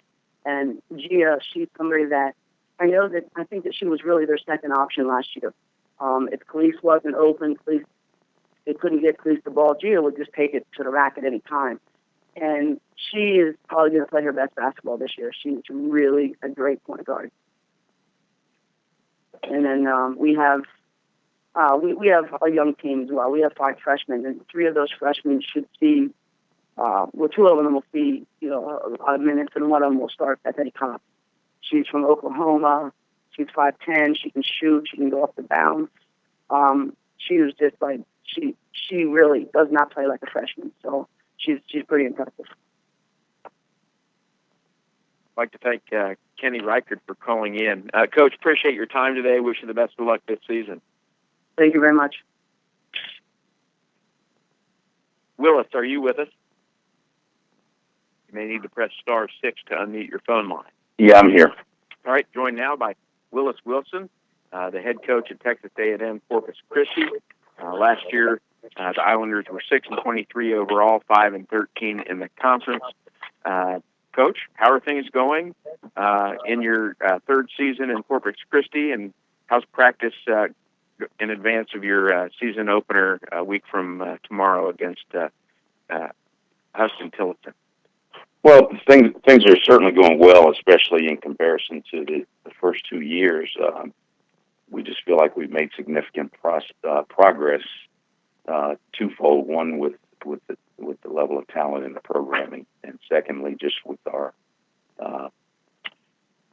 willingness and desire to come to the gym every day and get work in. We're working with a lot more focus, a lot more purpose, and we feel like we have a great opportunity in front of us this season. I know every coach does at this time of the year, but you know, all things are relative. But certainly compared to the first couple of years, it just really feels like a cloud's been lifted from over the program, both on the floor and off the floor. And so we're optimistic, but also realistic. All right, we'll go ahead and open it up for questions now for Willis Wilson, the men's basketball head coach at Texas A&M-Corpus Christi. Willis, David Salzen here with Comcast Sportsnet. How are you? Hey, I'm doing well. How are you? I'm great. Good to talk to you. So it gets people excited, I know, down there when they hear you say those things about how your program's ready to take the next step. And it seems like before the season, things are kind of getting in line for you. But what has to happen on the court for those games you've had, especially those close losses, to turn into wins? What's the biggest area of improvement you need to see from your team to have success? You know, I really feel like at the end of last year, you look back at the last 8 games, we played pretty good basketball. We were 4-4 down the stretch. Our 4 losses were to the top 3 teams in the league. we didn't have an opportunity to go to postseason, but I felt like that was kind of a turning point for us. And on a couple fronts, one is confidence to know that we can win games and play with good teams in our league at our level. The second point is that we really felt like we rode that momentum into the off season. Our guys put a lot of quality time in the gym, especially in June, July, and August. We had the opportunity to go on a foreign tour to Italy, and we just feel like that's going to pay dividends. And so the one component is we have to do it on the floor. I think it's a confidence issue of going out, winning games, and doing it night in and night out, and really, Dave, it's kind of twofold. It's confidence, but what comes first, winning or confidence? I think we have to lean on our coaches and our system and each other. We have to trust in the things that we do and know that they're good things. And then I think we have to really do a good job of just acknowledging the positive steps that we made and the positive things that go on day in and day out, because right now they far outweigh the downside and the negative things. And the good news is we've got some players in the program that have seen the dark side, and so they're really hungry and excited about the potential of the good things that we can do. But the one thing that from a coaching standpoint, we still don't have a lot of experience. We have 11 kids on our team that have a year of Division I experience or less. And so the confidence factor, I think, is going to be really significant for us. One more question from me. I know it's probably nice that you don't have to drive so far to get to any conference game. So how do the additions of Incarnate Word and HBU help you? Obviously not from just not having to take so long to get to certain games, but also maybe from a recruiting standpoint. How does it help you overall? That's a great question, and I have thought about that some, but I haven't really come up with a whole lot of answers. My hope is that people begin to recognize that this is a good league. I think the unfortunate thing is that when you have new teams that come into the league, in a league like ours, people take it for granted a little bit. But I think the positive message is that it sends is that people want to be a part of our league. This league it's been around for a long time, and it's going to be around for a long time. And the thing that I get excited about, knowing most of the coaches from those schools that are entering in the league at HBU, Incarnate Word, Abilene Christian, especially those three, those guys can really coach.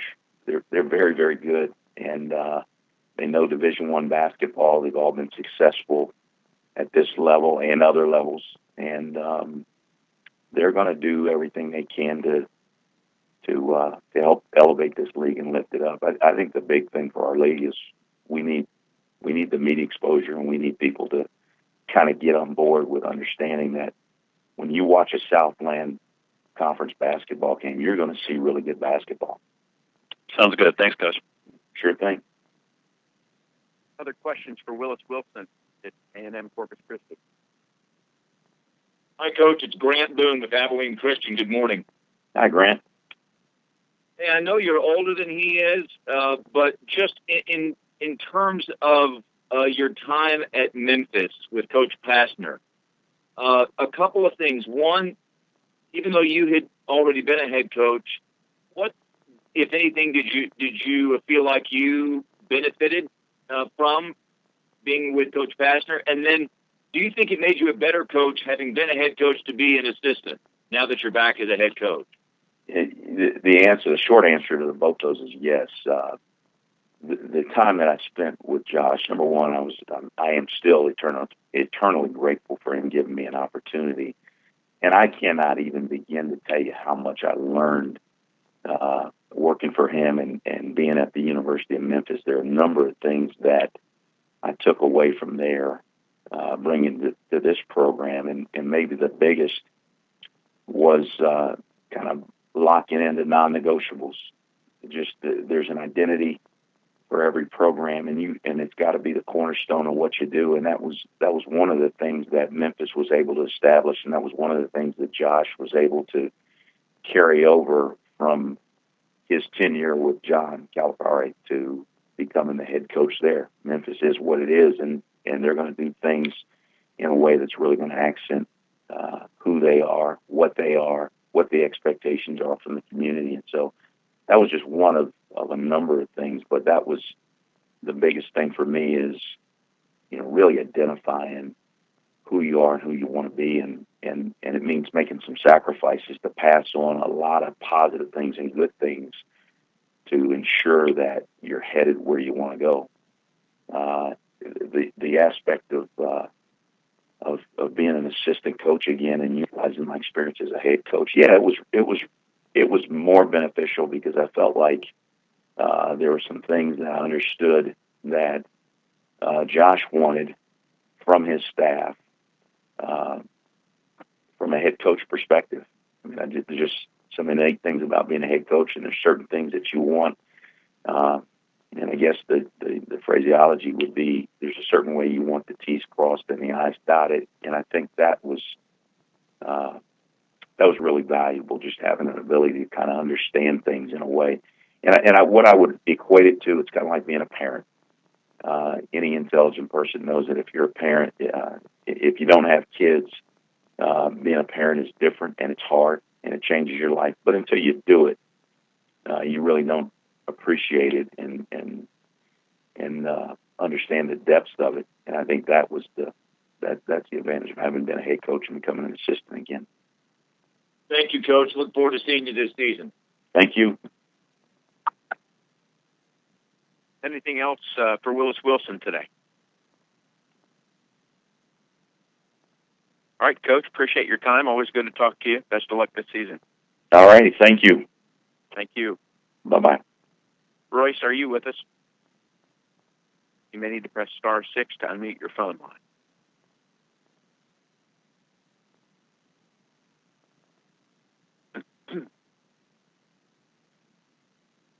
I think I'm here. All right. Yep, we hear you. Royce Chadwick now joins us. He's the women's basketball head coach at Texas A&M-Corpus Christi. Last year, the Islanders were 4-25 overall, 3-15 in league play. Coach, talk a little bit about how practice is going for you here as you get ready for your opener a week from tomorrow against Western Illinois. Well, we told a group of boosters last night that we have virtually torn down the brick wall and took it out brick by brick, and we are rebuilding it, and that's exactly where we are. We have 10 new players. We have 4 returnees from last year's squad. We have a unique group in that we have transfers, we have junior college players, we have freshmen. Trying to mesh them all together, trying to keep them moving toward being ready for Sunday to get out there with our exhibition game and do the things that we've been working on. We tried to keep it really simple. We tried to get everybody plugged in as fast as we could. I think that they've done a very good job of adapting and trying to overcome an awful lot of new things. But I think that we'll get better as November goes along. I think December, hopefully we'll start to mesh, and by the time conference gets here, we'll have a formidable team. And then hopefully when March rolls around, we'll be ready to play our best basketball. But I really like our players. I think each of them brings something unique to the table, and we have just virtually revamped our entire program. All right, we'll open it up for questions now for Royce Chadwick, the women's basketball head coach at Texas A&M-Corpus Christi. Media, please identify yourself by name and affiliation, and please be sure you may need to press *6 to unmute your phone line.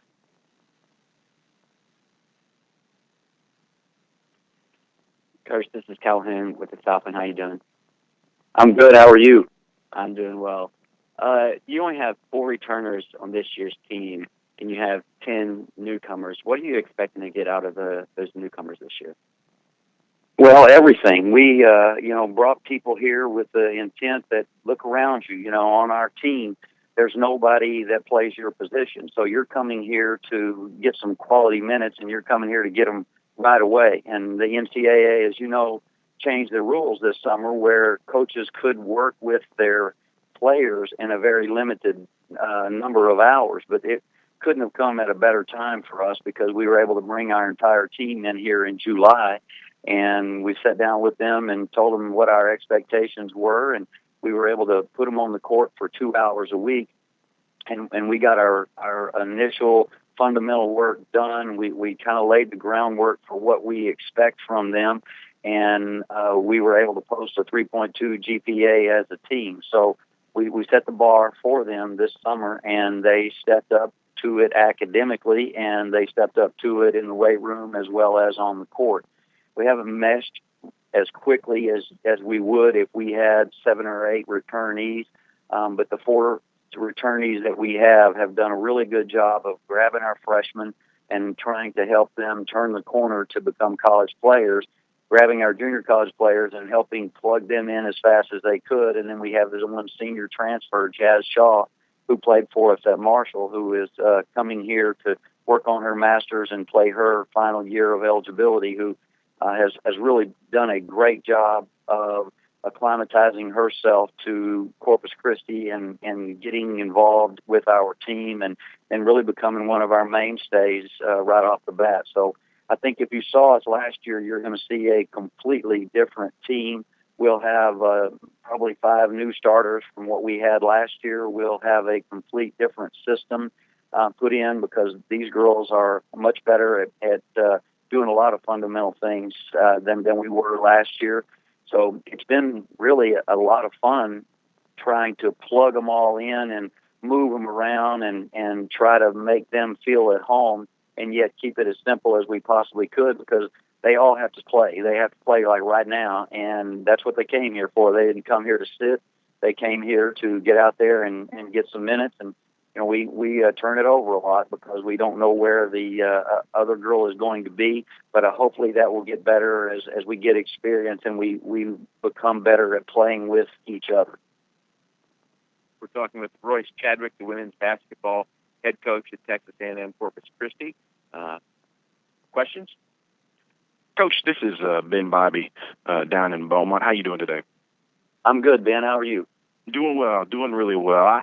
I know you probably answered a lot of these questions last year, but you've obviously been a coach who has had a great deal of success in the Southland during your time at Stephen F. Austin. What are some of the big differences that you've seen from your first go around in the league and now that you're back? Well, honestly, Ben, I go back to Gulf Star days at Sam Houston. I was at Sam for 3 years.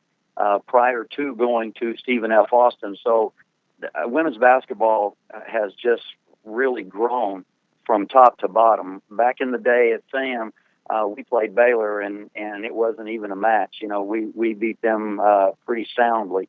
Baylor has since put a ton of money into their program, and look at what Kim Mulkey's been able to do.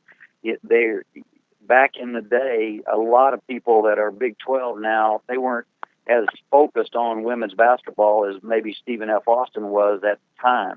And things have changed. People are putting money into women's basketball. It's become a huge spectator sport. It's become, the WNBA has come into existence. There have just been a ton of things that have changed as far as the level of commitment to women's basketball.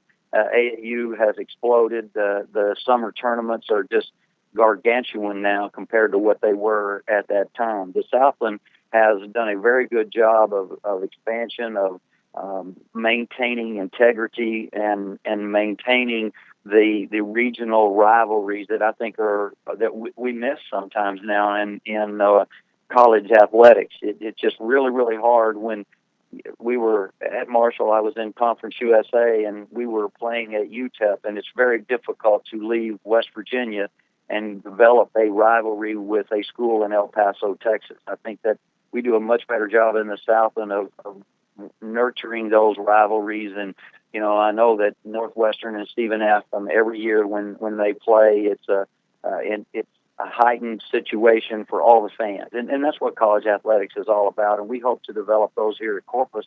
And as we bring in HBU and we bring in Abilene Christian and we start to work on developing our rivalries. So I think the Southland is really ahead of their time as far as what really college athletics needs to be focusing on. And, we take these bus trips. We go to HBU and we play a game, and we can get back and get our girls in class the next day.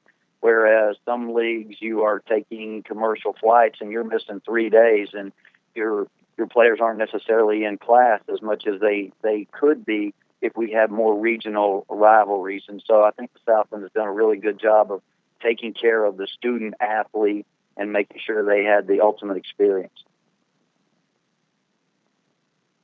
Other questions for Royce Chadwick at A&M-Corpus Christi? Coach, this is Calhoun again.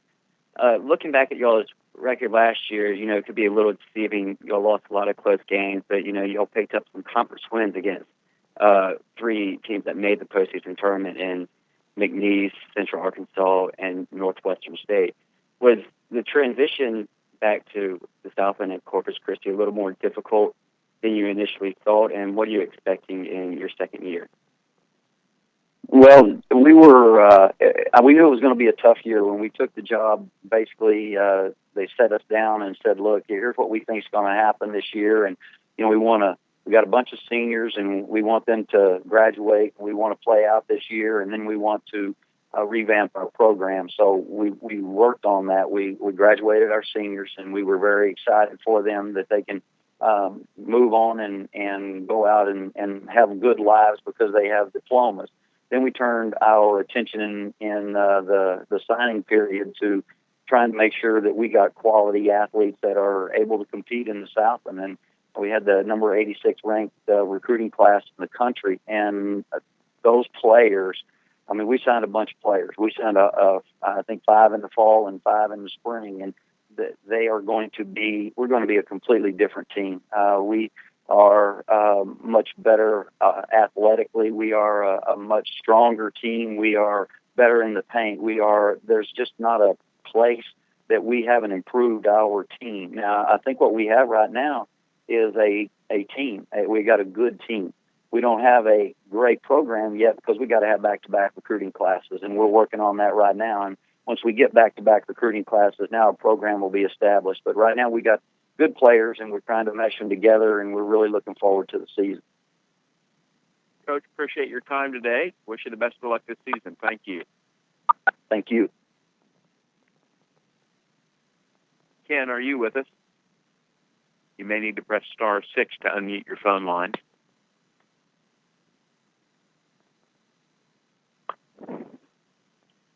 Ken, are you with us? Yeah.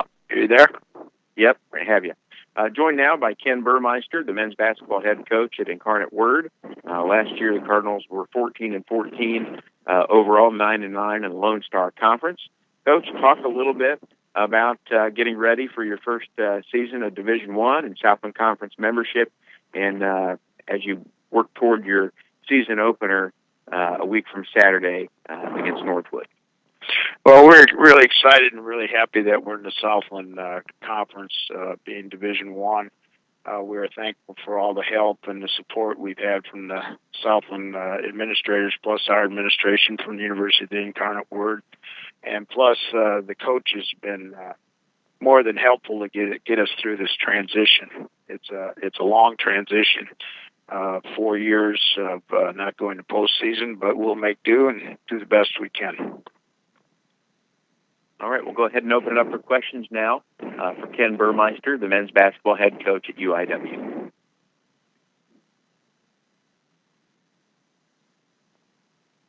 Coach, what do you think are the biggest challenges that are facing your program in this first year of transition to Division I?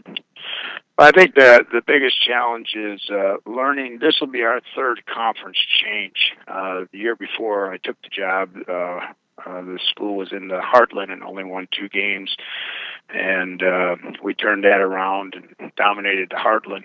And then we were put in the Lone Star Conference, and most people said that we couldn't win a game. We were in the top 4. And I think the challenge now is to learn the travel, learn the coaches, learn the styles, scheduling. I think basically the third change, so we've had a lot of changes, but that's today's college basketball. Change is there. It's always going to be there. I think the challenge is more on travel and getting to know hotels and where we're going and what time are games and different things like that. And then, of course, always upgrading talent. Student athletes, we're in a unique situation with our academics here. Being of a high standard, we have to look at different types of young men that can not only stay eligible, but graduate from the University of Incarnate Word. Coach, how does your previous Division I coaching experience help prepare this team for the season? Well, I'm excited, to be in Division I again. It's totally different than Division II. Budgets, scheduling, number of players you are able to recruit, the knowledge of going Division I has been helpful because I have a lot of input.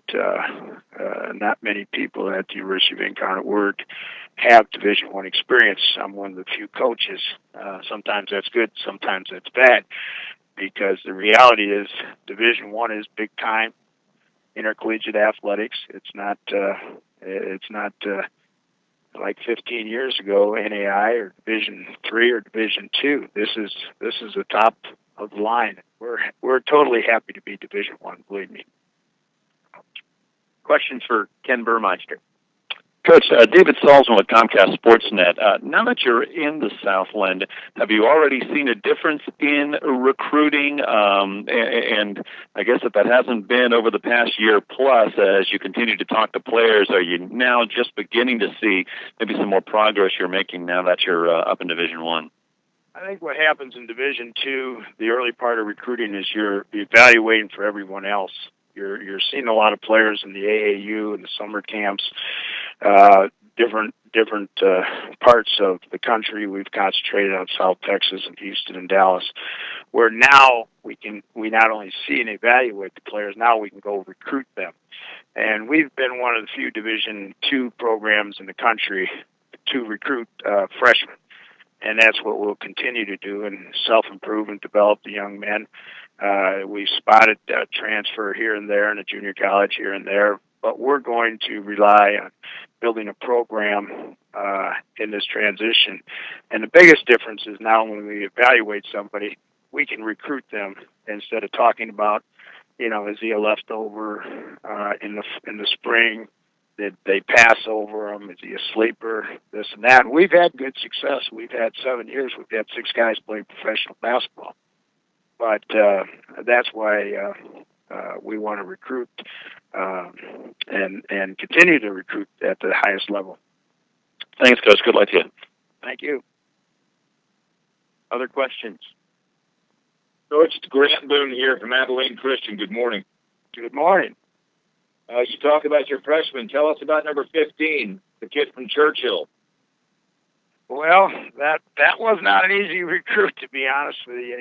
Abilene Christian was recruiting one of his teammates really hard, which I can't say his name because of NCAA rules. But early in the year, Sam was being recruited by quite a few people, and then he had some injuries in the summertime, and people went away like flies. And he had a great senior year, and one day he said, I'm going to play for you. So, and not going to postseason tournament is last year is almost impossible to get a freshman. So he was the only freshman that we did recruit, and we recruited some junior college players that some of them did not make it academically, but we're happy he's making good progress. Just by the mere numbers, he has to play for us, no question. He's he can shoot it good. He's fundamentally sound. The transition from high school to Division I is a big leap, and he's handled challenges in the past. Coach's kid said he can probably shoot free throws, right?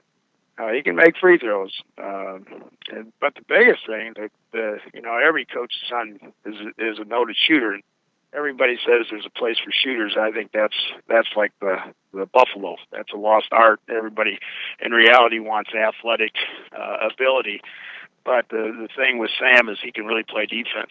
He's a tough kid, and I didn't even realize he could play defense like that. You don't notice that so much in high school. And so he'll be called upon probably to guard the other opponent's top player more often than not. Thanks, Coach. All the best to you guys again. Thank you. Appreciate it. Other questions for Ken Burmeister?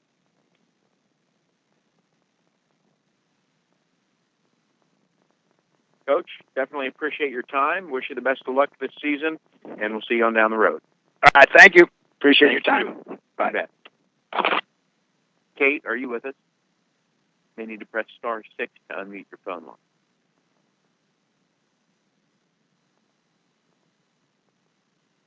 All right, I'm no longer muted, I think. We hear you. Okay. Joined now by Kate Henderson, the women's basketball head coach at Incarnate Word.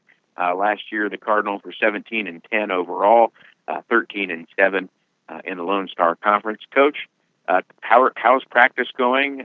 You open the season a week from Saturday against Wayland Baptist, but how are the preparations going for you as you begin the transition, not only into being a coach but also in Division I? I'm really excited about our group.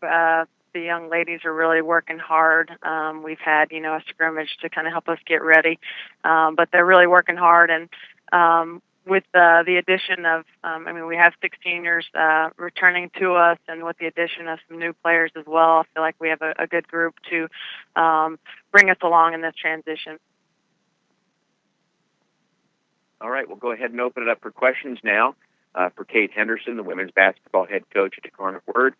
Media, you may need to press *6 to unmute your phone line, and we do ask that you identify yourself by name and media organization.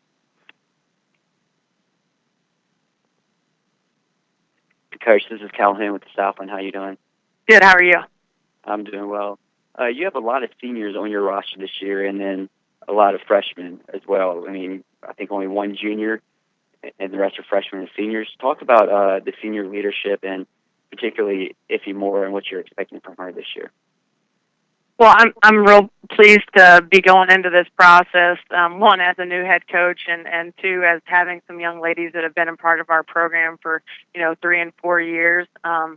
We're expecting a lot out of those kids. There will be a little bit of change, but a lot of my philosophy is similar to Coach Lawson's, who's been here and who I've worked under for several years. Iffy's a player that's very versatile, very intelligent about the game, and is just really a good overall leader, and gives us the work ethic and kind of the attitude and the discipline on the floor. And so we're expecting a lot of things out of her this year.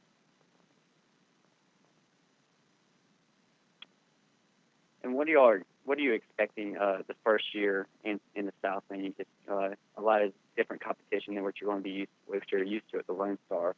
So what are you expecting y'all's first season? I'm expecting us to be able to compete every game. Of course, the level of play and the pace of the game is going to be a little bit different. But I feel like we've got some kids that are able, to do that, and I just feel like that, they're putting the time into practice, and we're getting better every day. That I expect us to compete every game when we're on the floor. Other questions for Kate Henderson?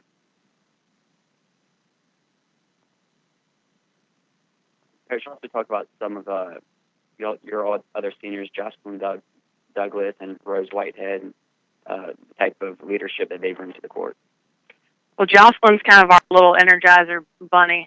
She's our point guard, and she's probably one of the quickest kids I've ever coached, and she just has kind of an enthusiasm about her and a passion for the game that I think is contagious to our players. And she's really kind of taken a leadership role this year, and really being a little bit more vocal. And then Rose, she's been with me for 4 years, and she's a player that can do a lot of things inside for us, and just really has a great touch for the ball, and just finishes really well for us, and has really developed her game in the last 4 years to be able to compete at the highest level. So, Coach, have you noticed any bump in recruiting with the announcement of going to Division I?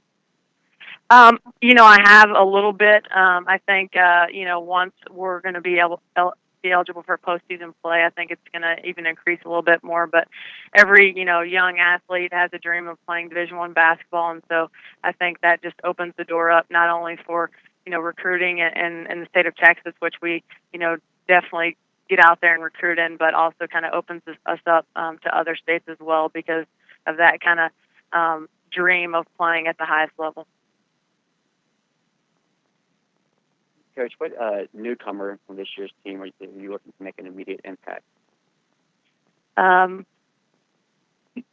As far as the kids on the roster right now that are coming in, I expect our freshman class to be able to compete this year a little bit. In particular, our post player from Floresville, Shelby Lineweber. She's just really kind of grasped kind of what we do here a little bit quicker than I've had freshmen do in the past, and so I expect for her to be able to help us right away as a freshman inside for us. What with that, without postseason in play for you guys, what are the goals this season? Just to try and be as successful as we can, to compete every game and to get better, to develop our young kids that we've recruited. I mean, we have 3 brand new freshmen to the program, and to help get them going, and then also our transfers as well. Just continue to improve and compete every day, and try and win every time we step on the floor. Hey, Coach, it's Grant Boone up here at Abilene Christian. Good morning. Good morning. Just a thought maybe about the transition you've made. Everyone's talking about the transition to D1, but you from assistant to head coach, what have you found in these days leading the team in practice, and then how valuable a resource will it be to have Angela still there? Oh, I think, having Angela still around is going to be a great, asset. I've been working for her for a long time. We probably, together, I've probably worked for her for 10 years. So she's been a great mentor to me and friend, and I think I'll continue to use her in this process and in this transition, not only with her experience, at the Division I level, but also just her head coaching experience. As far as just me personally, taking over this program, I'm just very excited about the opportunity. I feel like that, our university is growing, and, our athletic department, our administration are really behind us, and I feel like it's just going to be a great situation for me as a young head coach to just continue to improve and build this program into something special. What if I could follow up quickly, has there been a moment where you've said, "Oh, I'm the head coach"? There's always been someone else to do that, or this is on me now. Have there been any small moments or big moments where it hit you that way?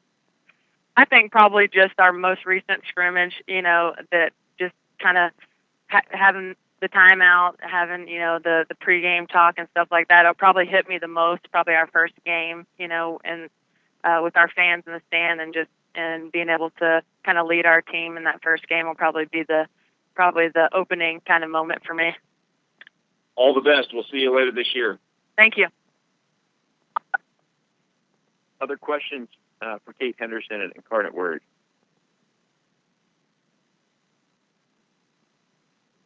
Coach, we appreciate your time and wish you the best of luck this season. Thank you. Thank you so much. Joe, are you with us? May need to press *6 to unmute. Hello? Joe? Yes. All right, joined now by Joe Golding, the men's basketball head coach at Abilene Christian. Last year, the Wildcats were 12-14 overall, 6-12 in the Lone Star Conference. Coach, talk a little bit about how things are going in practice for you as you get ready for your opener a week from Saturday at Duquesne. Our kids are working hard. We've got a lot of newcomers, so it's a slow process. I think having been able to start earlier this year with the new rules has helped this team tremendously with obviously with a bunch of youth and newcomers. But it's a slow process, but I like the energy of our guys, and I like the work ethic so far. All right, we'll go ahead and open it up for questions now for Joe Golding, the men's basketball head coach at Abilene Christian.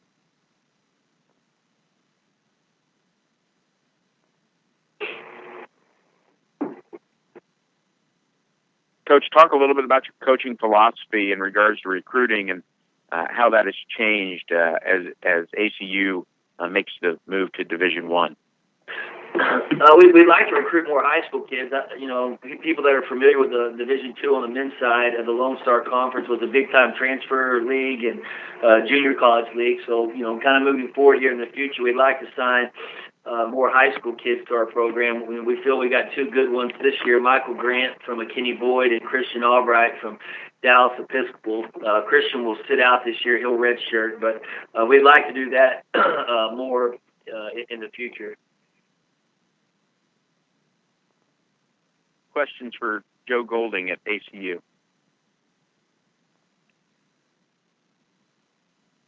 You talked about those freshmen.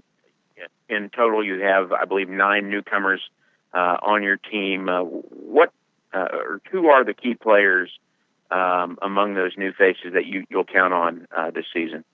You know what, your guess is probably as good as mine right now. I think we've been able to obviously practice over. I think we're on our 23rd practice today, and we've had a scrimmage. I think some of the guys, Ladarian Williams, a transfer from Coastal Bend, has been pretty good so far. Austin Cook, who's a transfer from Arizona, and then Harrison Hawkins, who's a transfer from Navarro. Those three newcomers have stood out early here, and probably more than any of those, our only returner that played last year, Parker Wentz, has been really good. He had a great summer and a really good fall camp, and he's playing really well right now. Questions for Joe Golding.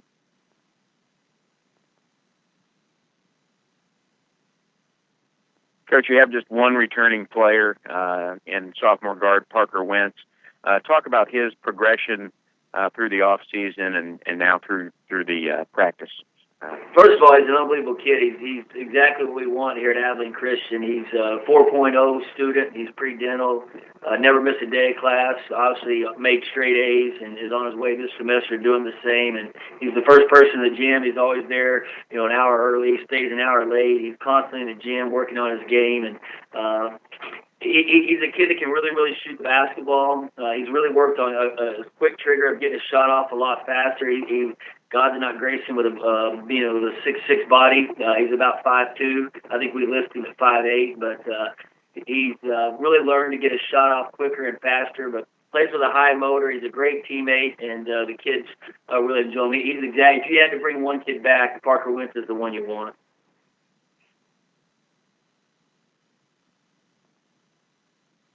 Questions for Joe Golding.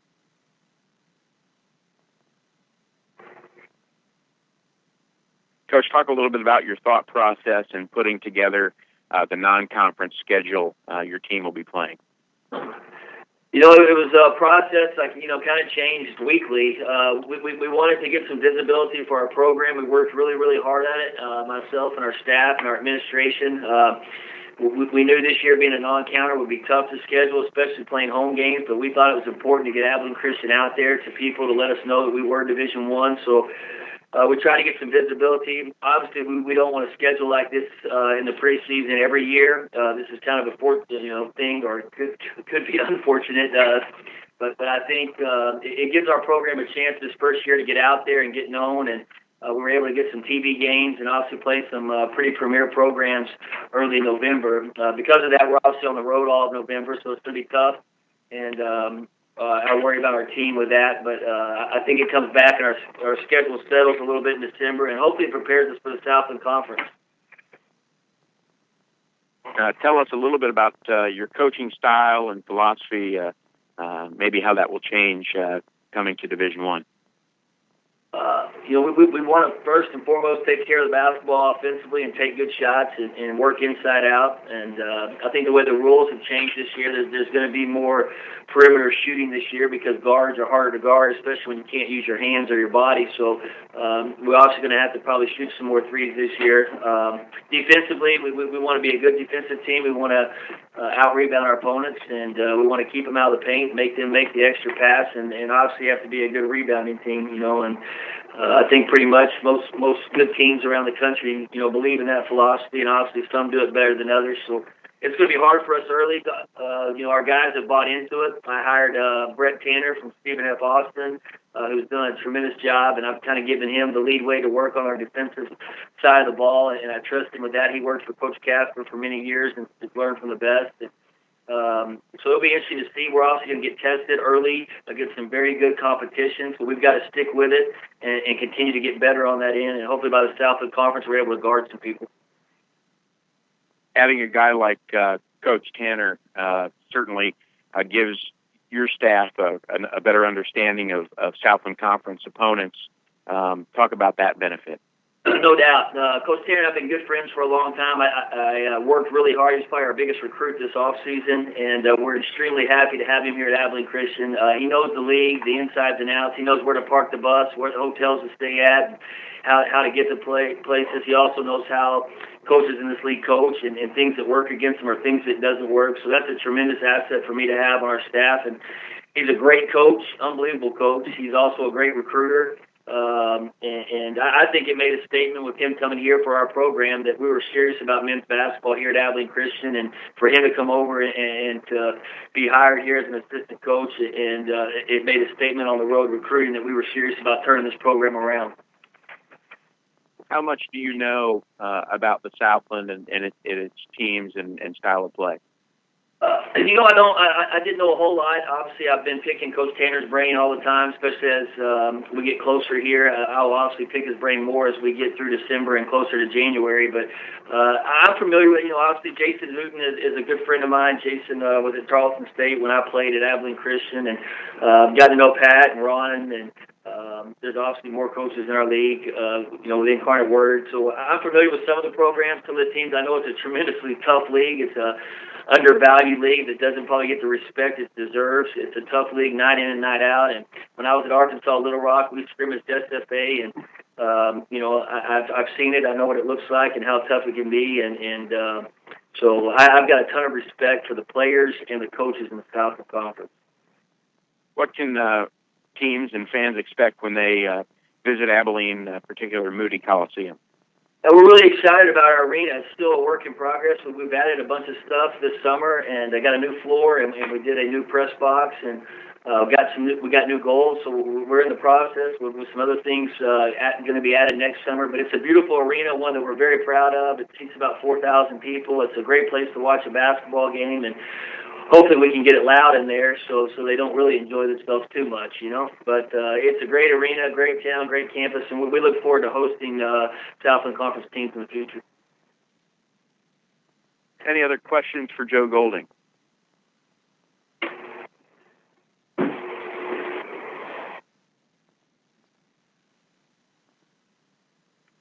All right, Coach, appreciate your time. Thank you. All right, thanks. Julie, are you with us? Yes.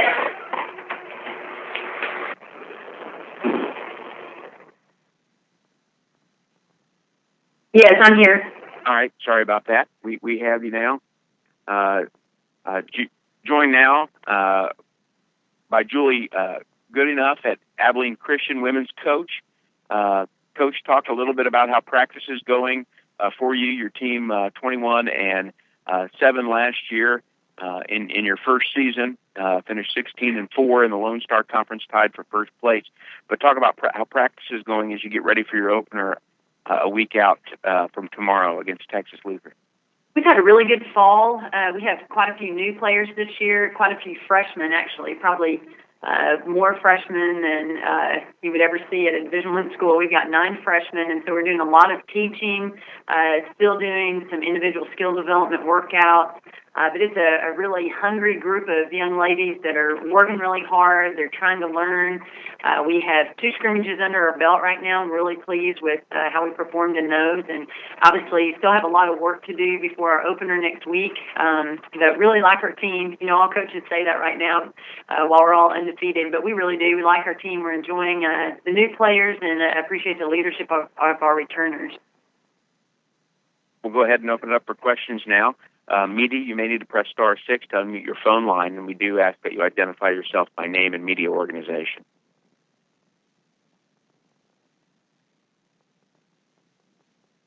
Coach, hey, this is Calhoun with the Southland. How you doing? Yeah, fine. Not only do you have 9 freshmen on your rosters this year, but you also only have 2 sophomores and 1 senior. So it's a very young team. Talk about the lone senior, Marquez. What type of leadership are you expecting for her in order to help the young players develop throughout the year? Last season, Renata was one of our main players on offense and defense as a junior. Always led by example last season, was one of our hardest workers in practice every day. And she and I have had a lot of one-on-one conversations about how her role would need to be elevated this year. And just the need for her to become a vocal leader for us is critical for the success of our team. And she's really embraced that new role. And we hear her voice more than anyone else in practice and film sessions. She's really stepped into that senior leadership role well. She has the heaviest academic load of anyone on our team. She's just started nursing school. She's in the first class for ACU nursing school, and she's in class some days from 6:30 till 5 o'clock, and she comes to practice with a lot of energy and enthusiasm, and I think it's kind of using practice as a stress reliever right now for just a break from academics. But right now I'm just really pleased with the way she's leading us. On the court, she's playing better than she was in March last year. Just seems to be really focused and committed to making this her best season ever. And last year, Whitney West was a freshman of the year in the Lone Star, one of your best three-point shooters on the team. What have you seen from her in the offseason, and how do you think her game from the Lone Star is going to transition to that in the Southland? Well, being one of our returners, she's done a great job just stepping into drills early and being a kind of an example for our freshmen on, just how we like to do things out on the court. She has grown a lot, I think, physically and mental toughness-wise. She's a lot stronger than she was last year. I think just the step up from high school play to college play was a big jump for her physically, but she's really been in the weight room working hard. We are expecting her to take the reins of our team again as our point guard. She evolved into our starting point guard last year during conference play, and I expect her to be that coach out on the court for us. And last year, y'all relied a lot on the three-pointer. Y'all averaged about 25 attempts a game. Do you see that being your strategy again, or you added some height with the twins and a 6'3" player and a 6'4" player as well? So you think you want to play more in the paint or remain the outside shooting team? Well, we do have an opportunity this year to be more of an inside-out team. We do have some good scoring threats inside, so I think that we'll really be dedicated to having those post players have more touches. However, we do have some good three-point shooters, and I think the strength of our inside game will allow us to maybe even get more open looks from the three-point line. So I think that the way we're going into this season is to have more of an overall balanced scoring attack from our inside players and our outside players. Other questions for Julie Goodenough at Abilene Christian? Coach, in your 20 years of coaching, have you ever had a roster this young, and what are some of the challenges with having so many freshmen? No, I've never had this many freshmen before, and I talked to some of my coaching mentors around the country, just, how do you handle just approaching a season with so many young players, and the consensus is, just make things simple. Don't make it too complex. Don't give them too much to have to learn, too many set plays, things like that. So we've tried to have that approach in preseason. I found myself in our scrimmages trying to call plays that we haven't even taught yet. But we have a great group of freshmen who are, their goal their entire career has been to play Division I basketball, and that's the opportunity they have here. And so far they've made the very best of that and are giving us the very best effort in practices. I think because of our youth and inexperience, we may go out and beat someone that we have no business beating, and then may lose at home to someone that we feel like we should have beaten just because we don't have the experience this season. But we've got a great group of young people to build this program around, and that was really our thought process in the recruiting of this class, is to bring players in that will stick with the program, that will buy into our philosophy, and really be the foundation for the Division I era at ACU. Coach, you went to school at a Southland Conference institution, Texas Arlington. Obviously, the league has changed a lot since then, but talk about what you know about the league. Well, it was an exciting league to be a part of as a player for sure, and it was interesting when the preseason poll came out and I saw Stephen F. at the top. That reminded me of the glory days when I played because they were always at the top of the list. But I think it's a very well-coached league, and I know a lot of the coaches in the league that do a great job. Brandon Schneider and Brenda Nichols, Brooks, Misty Hooten. I mean, I've known them for a long time. I know that they work their players extremely hard. They're great coaches, great X's and O's. So I'm excited about coaching in the Southland. I think we bring a great brand of basketball to Division I. You get to play at Texas Arlington in late November. Talk about what that might be like. Well, I didn't think I'd ever go back there and play and not be in Texas Hall. So I'm a little bit sad that we're not going to be playing on the stage because we scored a lot of points there back in the day. But it will be exciting to go back and see their new arena. I know they have just a newfound commitment to men's and women's basketball and volleyball there with their new arena and just that whole area that's building up just for athletics. And I'm excited for the school. I'm proud of my alma mater for that commitment. And it will be exciting to go back. And I think we've got a lot of Lady Mavs that are coming to that game, and it'll be exciting to see them. So, and I know Coach Gerlich's going to do a great job there. I thought that was just an outstanding hire for UTA. So that will be a fun game for us. Anything else for Julie Goodenough? Coach, appreciate your time. Wish you and your team the best of luck this season as you begin the transition into Division I. Thank you. Thank you. That will conclude the coaches' portion of the call, the preseason media calls. Thanks for joining us each of the last two mornings. Certainly hope you found it beneficial. Again, Southland.org is where you'll find the preseason polls and all conference teams, as well as links to the online media guides. Don't miss the release that was sent out today announcing the record 83-game broadcast schedule for men's and women's basketball. If there's anything that Calhoun Hip, who handles women's basketball, or I can handle for you, please don't hesitate to reach out at any point throughout the season. And we'll see you on down the road, hopefully seeing everyone in Katy, March the 12th through the 16th. Thanks, and have a great day.